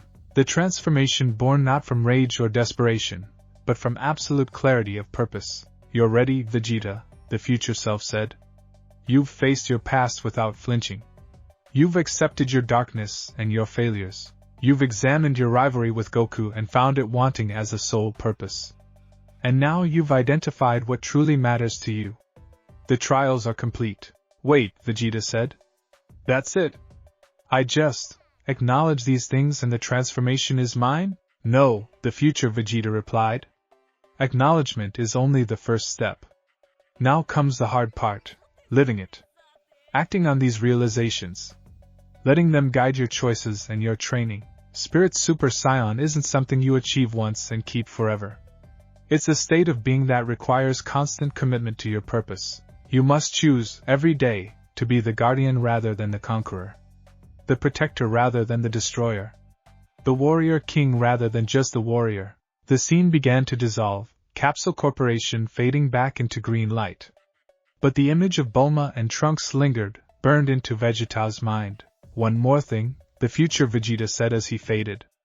Yamoshi chose you not because you're perfect or pure-hearted, but because you've struggled, failed, and grown. You know darkness intimately, which means you can recognize it in others and stand against it. Your past doesn't disqualify you from this power, it qualifies you. Because you understand what's at stake when evil goes unchecked. You've been that evil, and you've overcome it. That's the heart of a true guardian. Then he was gone, and Vegeta was alone in the green void once more. The light began to recede, pulling back like a tide. Vegeta felt solid reality returning, the cold of space, the hard surface of an asteroid beneath his feet, the familiar weight of his own body. When his vision cleared, he was back in the asteroid field. Yamoshi stood before him, those ancient eyes studying him with an intensity that seemed to see straight through to his soul. You endured, Yamoshi said simply. Many warriors would have broken, would have fled from the truths those trials revealed. But you faced them all, your heritage, your past, your rivalry, your future, and you emerged with understanding rather than denial. Vegeta's legs felt shaky, his mind overwhelmed by everything he'd experienced. Was any of it real? Or just illusions designed to test me? Both, Yamoshi replied. The visions were constructs, yes. But the truths they revealed, those are as real as anything in this universe. You confronted your father's legacy and chose to forge your own path. You accepted your cruel past without letting it define your present. You examined your rivalry with Son Goku and found it insufficient as a sole purpose. And you identified what truly drives you, the desire to protect, to be worthy of your family's love, to prove that Saiyan's strength can serve good. So now what? Vegeta asked. Do I just transform? Is that how it works? Yamoshi smiled. No, Prince Vegeta. Now the real work begins. You have the understanding necessary for Spirit Super Saiyan. But understanding and embodiment are different things. Over the coming days and weeks, you must train not your body but your spirit. You must practice living according to the truths you discovered. Every time you feel the old patterns rising, the need to dominate, the bitter competitiveness, the pride that serves ego rather than purpose, you must consciously choose differently. That sounds impossible, Vegeta admitted. It's not impossible. Just difficult. Yamoshi's green flames pulsed gently. And you won't do it perfectly. You'll stumble, fall back into old habits, make mistakes. That's expected. Growth isn't a straight line. But each time you recognize those patterns and choose the Guardian's path instead, you'll grow stronger. And eventually, when the moment is right, when your spirit aligns completely with your purpose. The ancient Scion's aura flared, green flames dancing around him in a display of controlled power. You'll transform. And when you do, you'll understand that this power was always within you, waiting to be unlocked by clarity of purpose rather than intensity of emotion. Spirit Super Saiyan isn't about being the strongest. It's about being strong for the right reasons. Vegeta nodded slowly, letting the words sink in. He felt different than when he'd started these trials, not physically stronger, but somehow more solid, more certain, as if puzzle pieces he hadn't known were scattered had finally clicked into place. Thank you, Vegeta said, and meant it. For showing me this. For believing I could be worthy of it. The worthiness was always yours, Yamoshi replied. I simply helped you see it. Now go, Prince Vegeta. Return to your family. Continue your training, and when threats arise, as they inevitably will, remember what you fight for. Let that knowledge guide your hand and fuel your power. The ancient spirit began to fade, but paused before disappearing completely. One last piece of advice: don't hide this journey from those who care about you. Your wife, your son, they can help you stay true to this path. Isolation served your old way of being. But the warrior king stands with his people, not apart from them. Then Yamoshi was gone, leaving Vegeta alone in the asteroid field with the stars and his thoughts.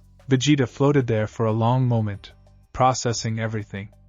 The trials had been brutal in their honesty, forcing him to confront truths he'd spent years avoiding. But he felt lighter somehow, unburdened by the constant need to prove himself through comparison to Goku.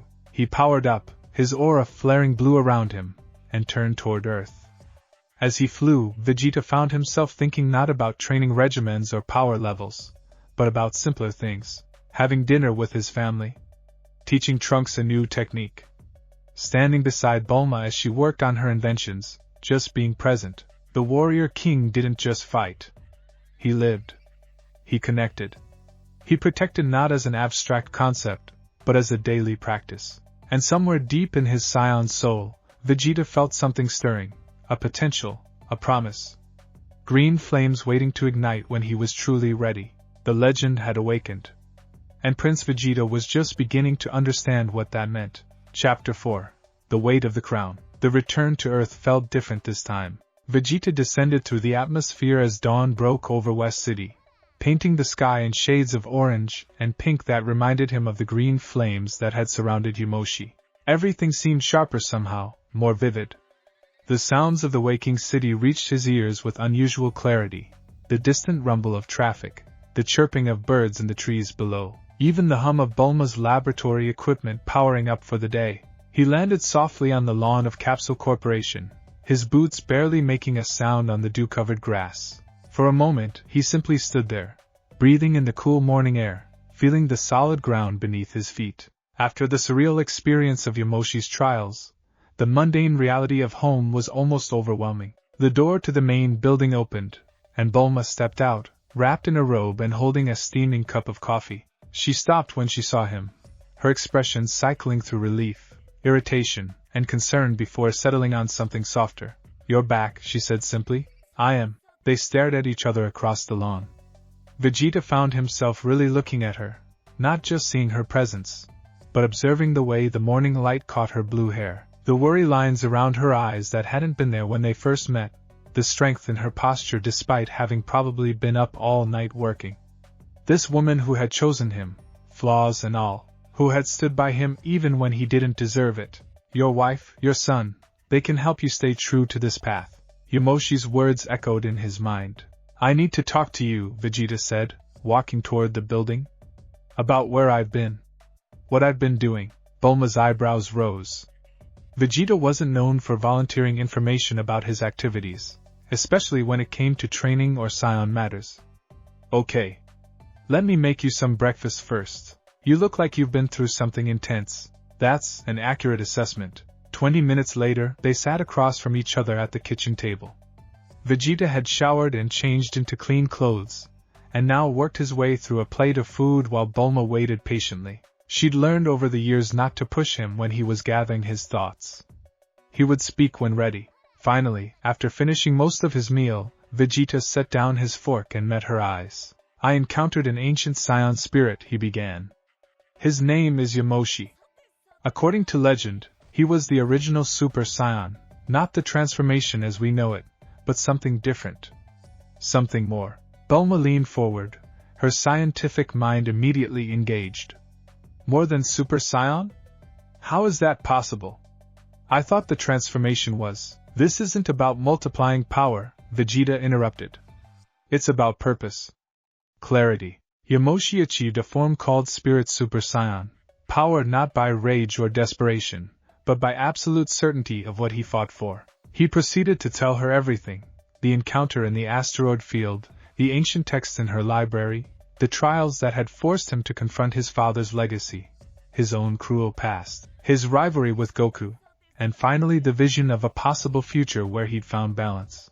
Bulma listened without interrupting, her expression shifting from curiosity to understanding to something that looked almost like pride. "So these trials," she said when he finished, "they were about figuring out who you really are? What drives you?" "Yes." And the answer wasn't what I expected. Vegeta looked down at his hands, remembering how they trembled during the trials. "I've spent my entire life trying to prove my worth through strength, being stronger than Kakarot, honoring my Saiyan heritage, living up to the title of Prince. But Yamoshi showed me that none of that matters if I don't know what I'm using that strength for." "And what are you using it for?" Bulma asked gently. Vegeta looked up, meeting her eyes. "You, Trunks. This planet that's become home. Proving that Saiyan power doesn't have to be a force for destruction, that it can protect, build, nurture." He paused, the words feeling vulnerable but necessary. "I fight to be worthy of the family I've built. To be the guardian they need, not just the warrior they fear." Bulma's eyes glistened with moisture, though she blinked it back quickly. "Vegeta, do you have any idea how long I've waited to hear you say something like that?" "Too long," Vegeta admitted. "I've been so caught up in my own issues, my competition with Kakarot, my pride, I've taken you both for granted." Assumed you'd always be there while I chased power for its own sake. We will always be here, Bulma said firmly. But it's nice to know we're not just background elements in your life. That we matter to you as much as training does. You matter more, Vegeta said, and the certainty in his voice surprised even himself. The trials made me see that. If I had to choose between achieving this Spirit Super Saiyan transformation and keeping you safe, keeping Trunks safe, there wouldn't even be a choice. You come first. Always. Bulma reached across the table and took his hand, squeezing it tightly. That's what makes you a good man, Vegeta. Not your power level or your royal blood, the fact that you care, even when it's hard for you to show it. They sat like that for a moment, hands joined across the table. Then Vegeta cleared his throat, slightly uncomfortable with the emotional weight of the conversation but determined to continue. Yamoshi said the transformation will come when I'm ready. When my spirit aligns completely with my purpose. Until then, I need to practice living according to what I learned in the trials, choosing the guardian's path over the warrior's ego. It won't be easy, I've got decades of bad habits to overcome. Then we'll help you, Bulma said decisively. Me, Trunks, even your friends if you'll let them. You don't have to do this alone. Friends? Vegeta raised an eyebrow. Yes, friends. Whether you admit it or not, you have people who care about you. Goku, Piccolo, even Krillin in his own way. They've all fought beside you, protected this planet with you. That counts for something. Vegeta wanted to argue, to maintain his usual stance of isolation and self-reliance. But Yamoshi's words echoed again. The warrior king stands with his people, not apart from them. Perhaps, he conceded. Though I'm not planning any group training sessions or bonding activities. Bulma laughed. Baby steps. I'll take what I can get. The rest of the morning passed quietly. Vegeta spent time with Trunks, watching his son practice katas in the gravity chamber. But instead of immediately jumping in with corrections and demands for more intensity, his usual approach, Vegeta simply observed. Really watched his son move, noting the grace Trunks had inherited from his mother alongside the raw Saiyan power from his father. You're getting stronger, Vegeta said when Trunks paused for water. Your form has improved significantly. Trunks blinked in surprise. Praise from his father was rare enough to be noteworthy. Really? I've been working on the technique you showed me last month. The one about channeling ki more efficiently. I can tell. You're applying it well. Vegeta moved closer, adjusting his son's stance slightly. But don't neglect the basics. Power means nothing without proper foundation. Yes, sir. Trunks reset his position and launched into another kata, moving with renewed focus. Vegeta watched, and something in his chest tightened, not painfully, but with an emotion he rarely acknowledged. Pride, yes, but also something deeper. Love mixed with fierce protectiveness. This boy, this young man, was his legacy. Not his power level or his title, but Trunks himself. Everything Vegeta did, every battle he fought, every limit he pushed, it was all so that Trunks could grow up in a world safe enough to pursue his own dreams. This is what you fight for, the trial vision had told him. These people, these moments. Dad? Trunks had stopped moving and was looking at him with concern. Are you okay? You've been staring for like 5 minutes. Vegeta cleared his throat. Fine.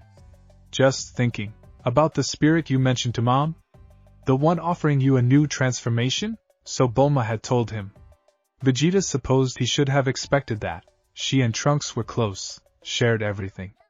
And Yamoshi had said not to hide this journey. Yes. Yamoshi, the first Super Saiyan. He's teaching me a different kind of strength. One that requires more than just pushing my body to its limits. What kind of strength? Trunks asked, genuinely curious. Vegeta considered how to explain it. The strength to know what you stand for. To fight for the right reasons, not just because you're angry or trying to prove something. It's about purpose, Trunks. Understanding what gives your power meaning. Trunks nodded slowly. Like how you fight to protect Earth now, instead of trying to conquer it. The simple summary made Vegeta's mouth twitch toward a smile. Yes. Exactly like that. Then you've already learned it, haven't you? Trunks said. You already know what you fight for. You protect us, protect this planet. That's your purpose. Knowing it and living it consistently are different things, Vegeta replied. I still struggle with old patterns. The need to dominate, to prove I'm the strongest, to let pride override sense. Changing those habits is the real challenge. But you're trying, Trunks said. That's what matters, right? That you're making the effort to be better? Vegeta looked at his son, so earnest, so supportive, and felt that tightness in his chest again. When had Trunks become so wise? Or had he always been this way, and Vegeta had simply been too caught up in training to notice? Yes, Vegeta said quietly. Trying matters. Thank you for reminding me of that. They trained together for another hour, but it was different from their usual sessions. Vegeta focused less on pushing Trunks to his absolute limits and more on teaching, explaining the theory behind techniques, demonstrating proper form, offering encouragement alongside correction. And when they finished, instead of immediately moving on to his own training, Vegeta stayed to talk. About techniques, yes, but also about school, friends, the half-Saiyan experience of living between two worlds. It was the most time Vegeta had spent simply being present with his son in months, maybe years. And it felt right in a way that solitary training never quite had. That afternoon, Vegeta's communicator buzzed. He pulled it from his pocket to find a message from Goku. Hey Vegeta. Wiz told me you've been training somewhere new. Want to spar later? I've been working on something cool. Vegeta's immediate reaction was irritation. Of course Kakarot had been working on something new. The man never stopped pushing, never stopped seeking the next level. It was infuriating and admirable in equal measure. His thumb hovered over the communicator, ready to send a curt refusal. But then he paused, remembering the trial where he'd confronted his Goku reflection. The realization that constantly measuring himself against Goku was insufficient as a sole purpose. That they didn't have to be enemies competing for first place. They could be partners pushing each other to grow. Vegeta typed back, fine. Capsule Corp Training Grounds. 1 hour. The response was immediate, awesome. See you then. Vegeta pocketed the communicator and sighed. This would be the first real test of his new understanding. Could he spar with Goku without falling back into bitter competitiveness? Could he enjoy the challenge without letting it consume him? Only one way to find out. Goku arrived exactly on time, appearing via instant transmission with his characteristic cheerful grin. He wore his orange GI and looked energized, practically vibrating with excitement. Vegeta! It's been too long since we had a good fight. I've been working on this new application of Ultra Instinct that I think you'll find really interesting. Before we start, Vegeta interrupted. I want to establish something. Goku's enthusiasm dimmed slightly, replaced by curiosity. Oh? What's up? Vegeta took a breath. This was harder than facing down any enemy, admitting something that felt dangerously close to weakness. I've been doing some thinking. About our rivalry, about why I fight, and I've realized that I've been approaching this all wrong. Approaching what wrong? Everything. Vegeta gestured between them. This endless competition between us. The need to surpass you at any cost. It's been my driving force for so long that I lost sight of what actually matters. Goku's expression grew serious, the playful warrior replaced by someone more thoughtful. Vegeta, you know I don't think of us as enemies, right? We're rivals, sure, but I know, Vegeta said. You've tried to tell me that for years, and I've ignored it because it didn't fit with how I needed to see the world. But I'm listening now. And I'm trying to change. He met Goku's eyes directly. So when we spar today, I'm not going to approach it as a battle I need to win to prove my worth. I'm going to treat it as what it should be. Two warriors helping each other grow stronger. Can you accept that? Goku's face broke into a wide smile. Vegeta, that's all I've ever wanted. Yeah, of course I can accept that. I'm really happy you're thinking this way now. Don't get too excited, Vegeta warned. I'm still going to hit you as hard as I can. I'm just not going to hate myself if you happen to hit harder. That's the spirit. Goku laughed and dropped into a fighting stance. Ready when you are. Vegeta powered up to Super Saiyan Blue, his aura blazing around him. Across from him, Goku did the same, their energies creating a pressure that made the air itself seem to vibrate. For a moment, they simply stood there, two of the strongest warriors in the universe, studying each other. Then they moved. The first exchange was explosive, fists and kicks moving at speeds that would be invisible to normal eyes, each strike creating shockwaves that rippled through the training ground.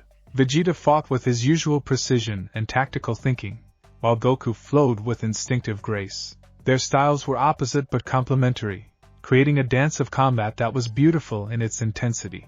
But something was different. Vegeta noticed it about halfway through the spar. He was actually enjoying himself. Not in a desperate, need to prove something way, but with genuine appreciation for the challenge. When Goku landed a solid hit, Vegeta didn't rage internally about being inferior. He simply adapted, learned from the opening he'd left, and adjusted his defense. And when he managed to catch Goku with a combination that sent the other Saiyan flying, Vegeta felt satisfaction, but not superiority. Just the natural pleasure of a technique executed well. They broke apart after about 15 minutes, both breathing hard but grinning. "Man, you've gotten even sharper," Goku said enthusiastically. "That last combo was amazing." "How did you?" "Adapted it from something I saw you do against Jiren," Vegeta admitted. "Modified for my fighting style." "Really? That's so cool. Hey, can you show me how you modified it? Maybe I can adapt it back in." And just like that, they were sharing techniques, explaining their reasoning, building on each other's ideas.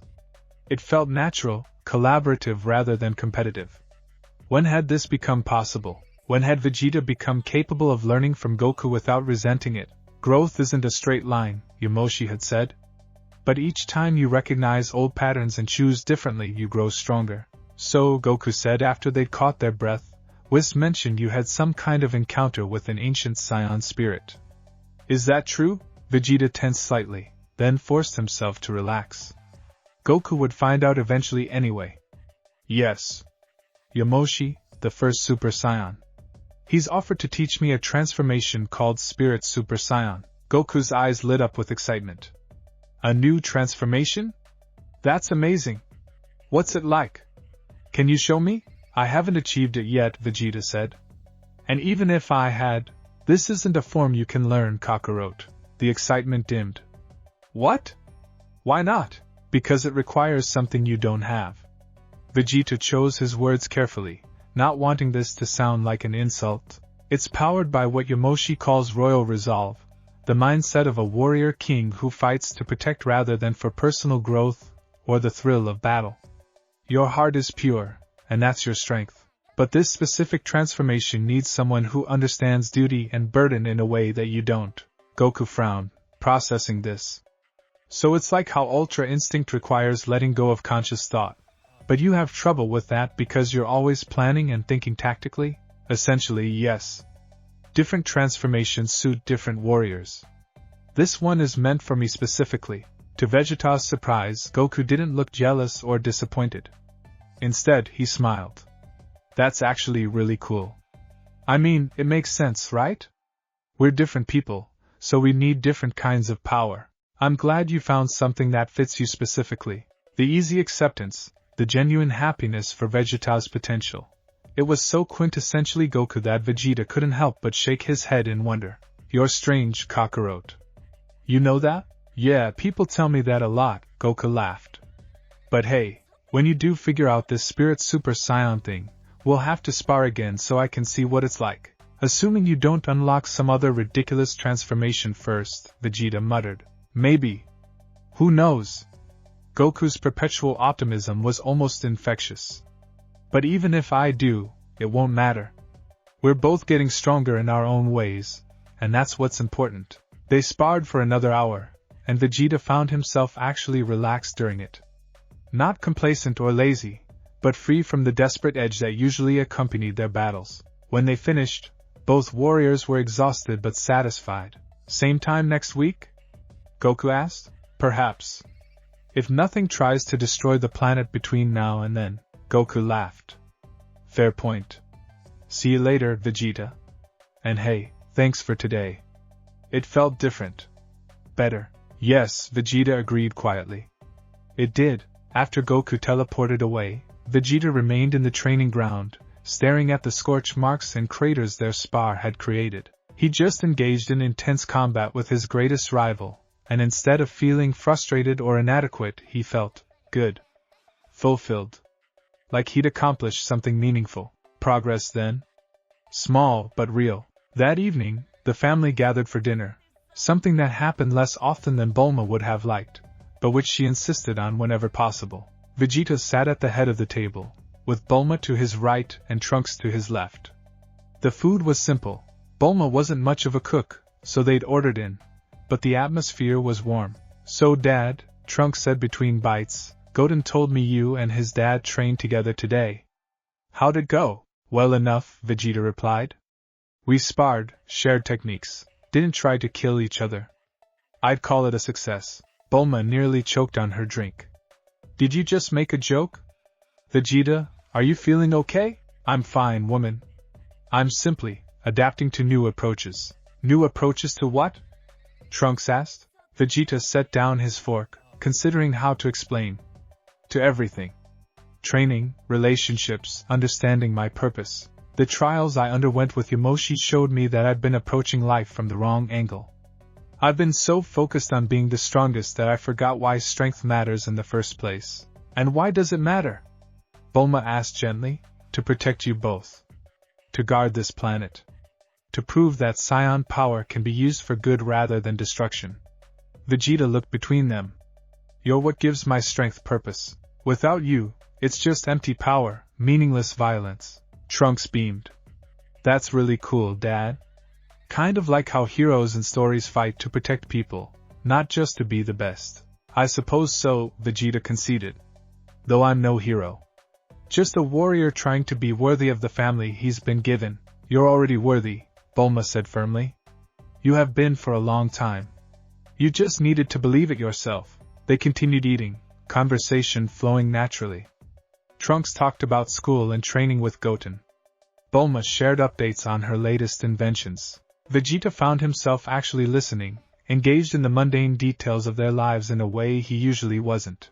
This was what Yamoshi had shown him in that final trial, the importance of these ordinary moments. The dinner table conversations, the shared laughter, the simple act of being present with the people who mattered most. This was what he fought for. Not abstract concepts like Saiyan pride or royal heritage, but the concrete reality of family and home. After dinner, Vegeta helped clean up, something he'd never done before, always considering such tasks beneath the prince. Bulma gave him an amused look but didn't comment, clearly enjoying this new, slightly more domestic version of her husband. Later, as Vegeta prepared for his evening meditation, Trunks knocked on the door of the gravity chamber. "Dad? Can I ask you something?" "Of course." Trunks entered, looking uncertain. "This Spirit Super Saiyan thing, if you achieve it, will you still have time to train with me?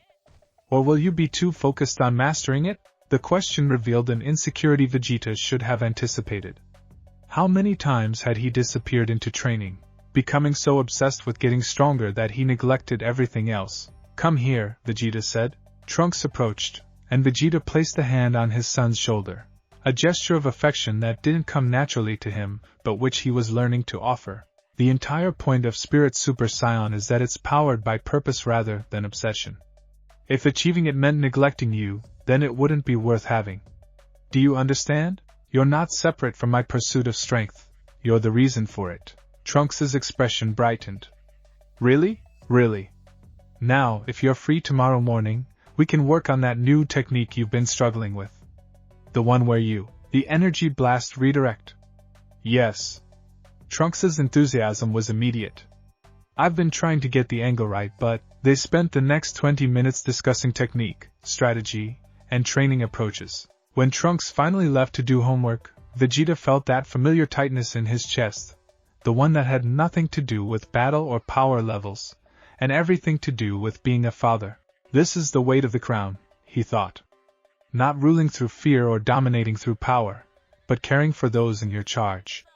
Putting their needs alongside your own. Over the following days, Vegeta threw himself into this new approach with the same intensity he'd once reserved for power training. But instead of endless hours in the gravity chamber, he focused on balance, training sessions with Trunks, meditation on purpose and duty, time spent with Bulma, actually talking about things beyond fighting and transformations. It wasn't easy. Decades of ingrained behavior didn't simply disappear because he'd experienced some trials and had a revelation. There were moments when the old patterns surged back, when he felt the familiar need to push everyone away and train in isolation, when competitiveness with Goku threatened to consume him again, when pride tempted him to act in ways counter to his new understanding. But each time those moments came, Vegeta recognized them. And slowly, gradually, he learned to choose differently. One morning, about a week after his return from the trials, Vegeta was meditating in the gravity chamber when he felt something shift. Not externally, but within himself. His ki pulsed with a different quality, still powerful, but more refined. More focused. His eyes snapped open, and for a moment, he could have sworn he saw a flicker of green in his aura before it faded back to normal. "Yamoshi," he said aloud. "Are you there?" The ancient spirit didn't appear, but Vegeta heard his voice, faint, as if from a great distance. "You're progressing well, Prince. The transformation draws closer. Keep walking this path. Keep choosing the guardian over the warrior." Then the presence faded, leaving Vegeta alone with his thoughts and the steady hum of the gravity chamber's machinery. He stood and powered up, examining his ki. It felt different now, not stronger necessarily, but more purposeful. Like energy that knew what it was meant to accomplish. This was what Yamoshi had described, power that served something beyond itself. Vegeta spent the rest of the morning training, but with new focus. Each technique he practiced, he imbued with intention. This attack was for protecting Earth. This defense was for keeping his family safe. This speed exercise was so he could respond quickly when threats emerged. It was a subtle shift, but it felt profound.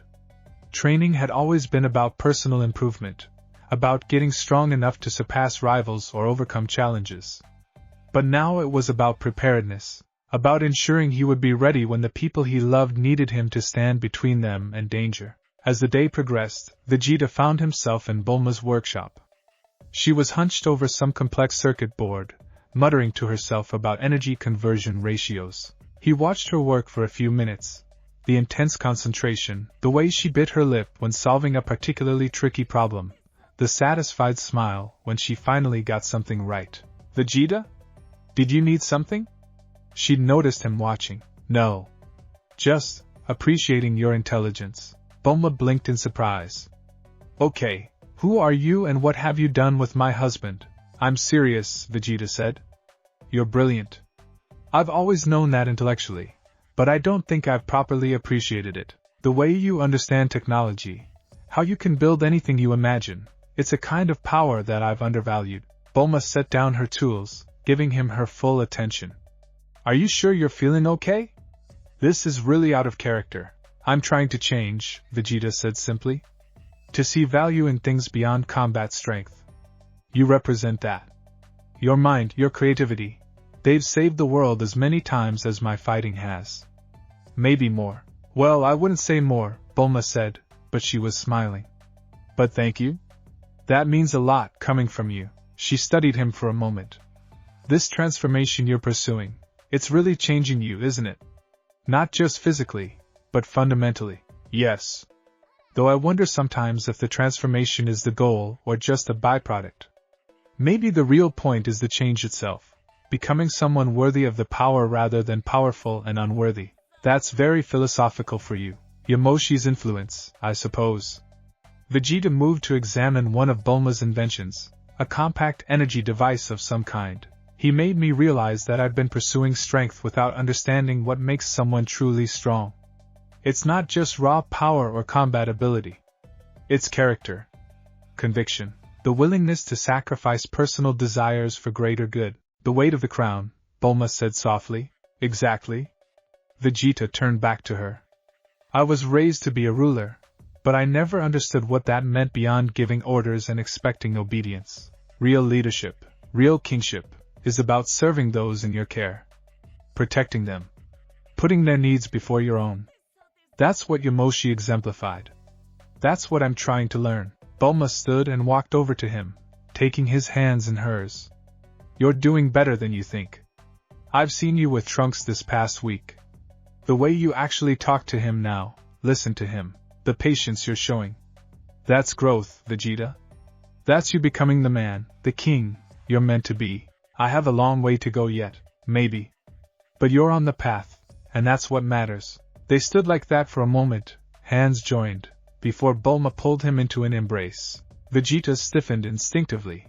Physical affection still didn't come naturally to him, but then relaxed into it, allowing himself this moment of connection. The warrior king stands with his people, he remembered. Not apart from them. That night, Vegeta dreamed. He was back in the asteroid field, floating in space, but this time Yamoshi was fully present beside him. The ancient Saiyans' green flames burned steadily, casting eerie light across the void. You're learning, Yamoshi observed. I can feel the change in your spirit.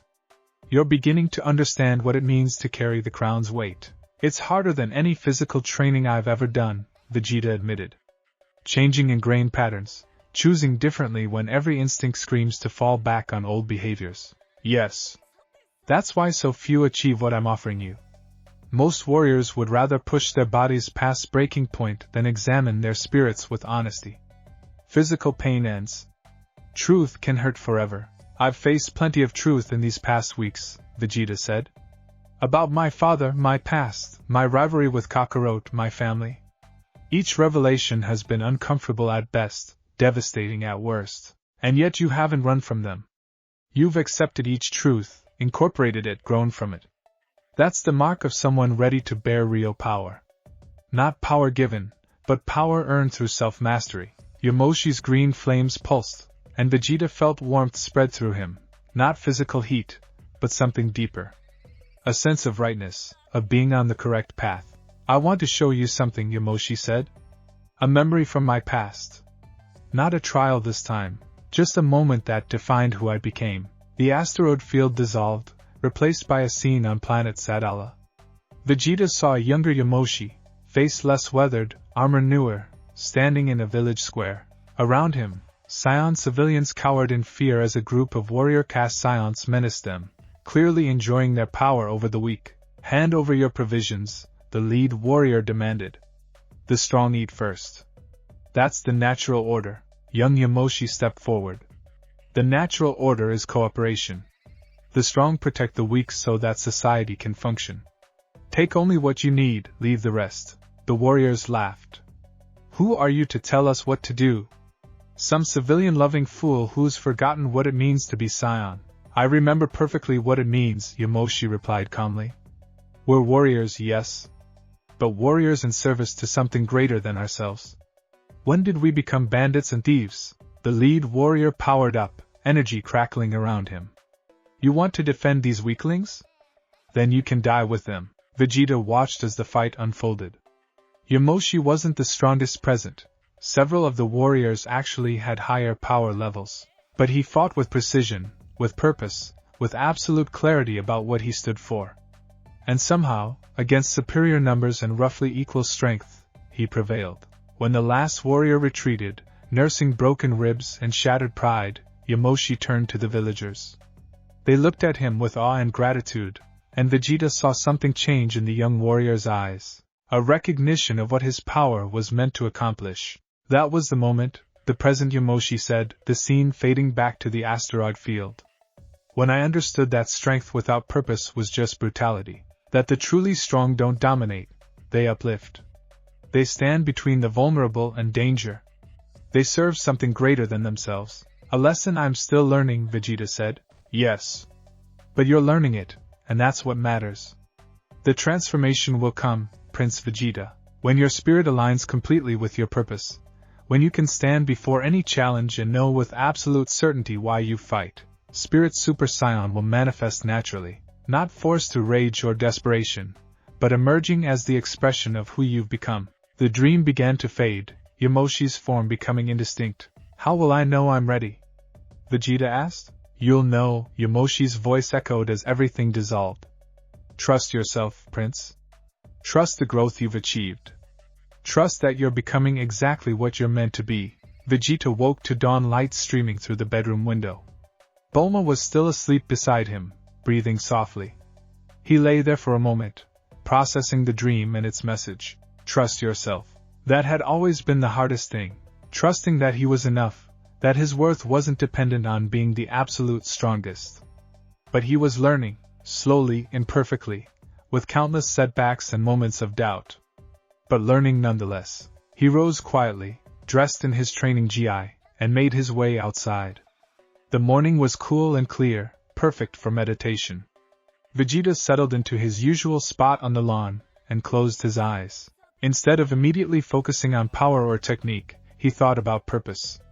About what he truly fought for. The faces of his family appeared in his mind, Bulma's sharp intelligence and sharper tongue, Trunks' earnest determination and kind heart.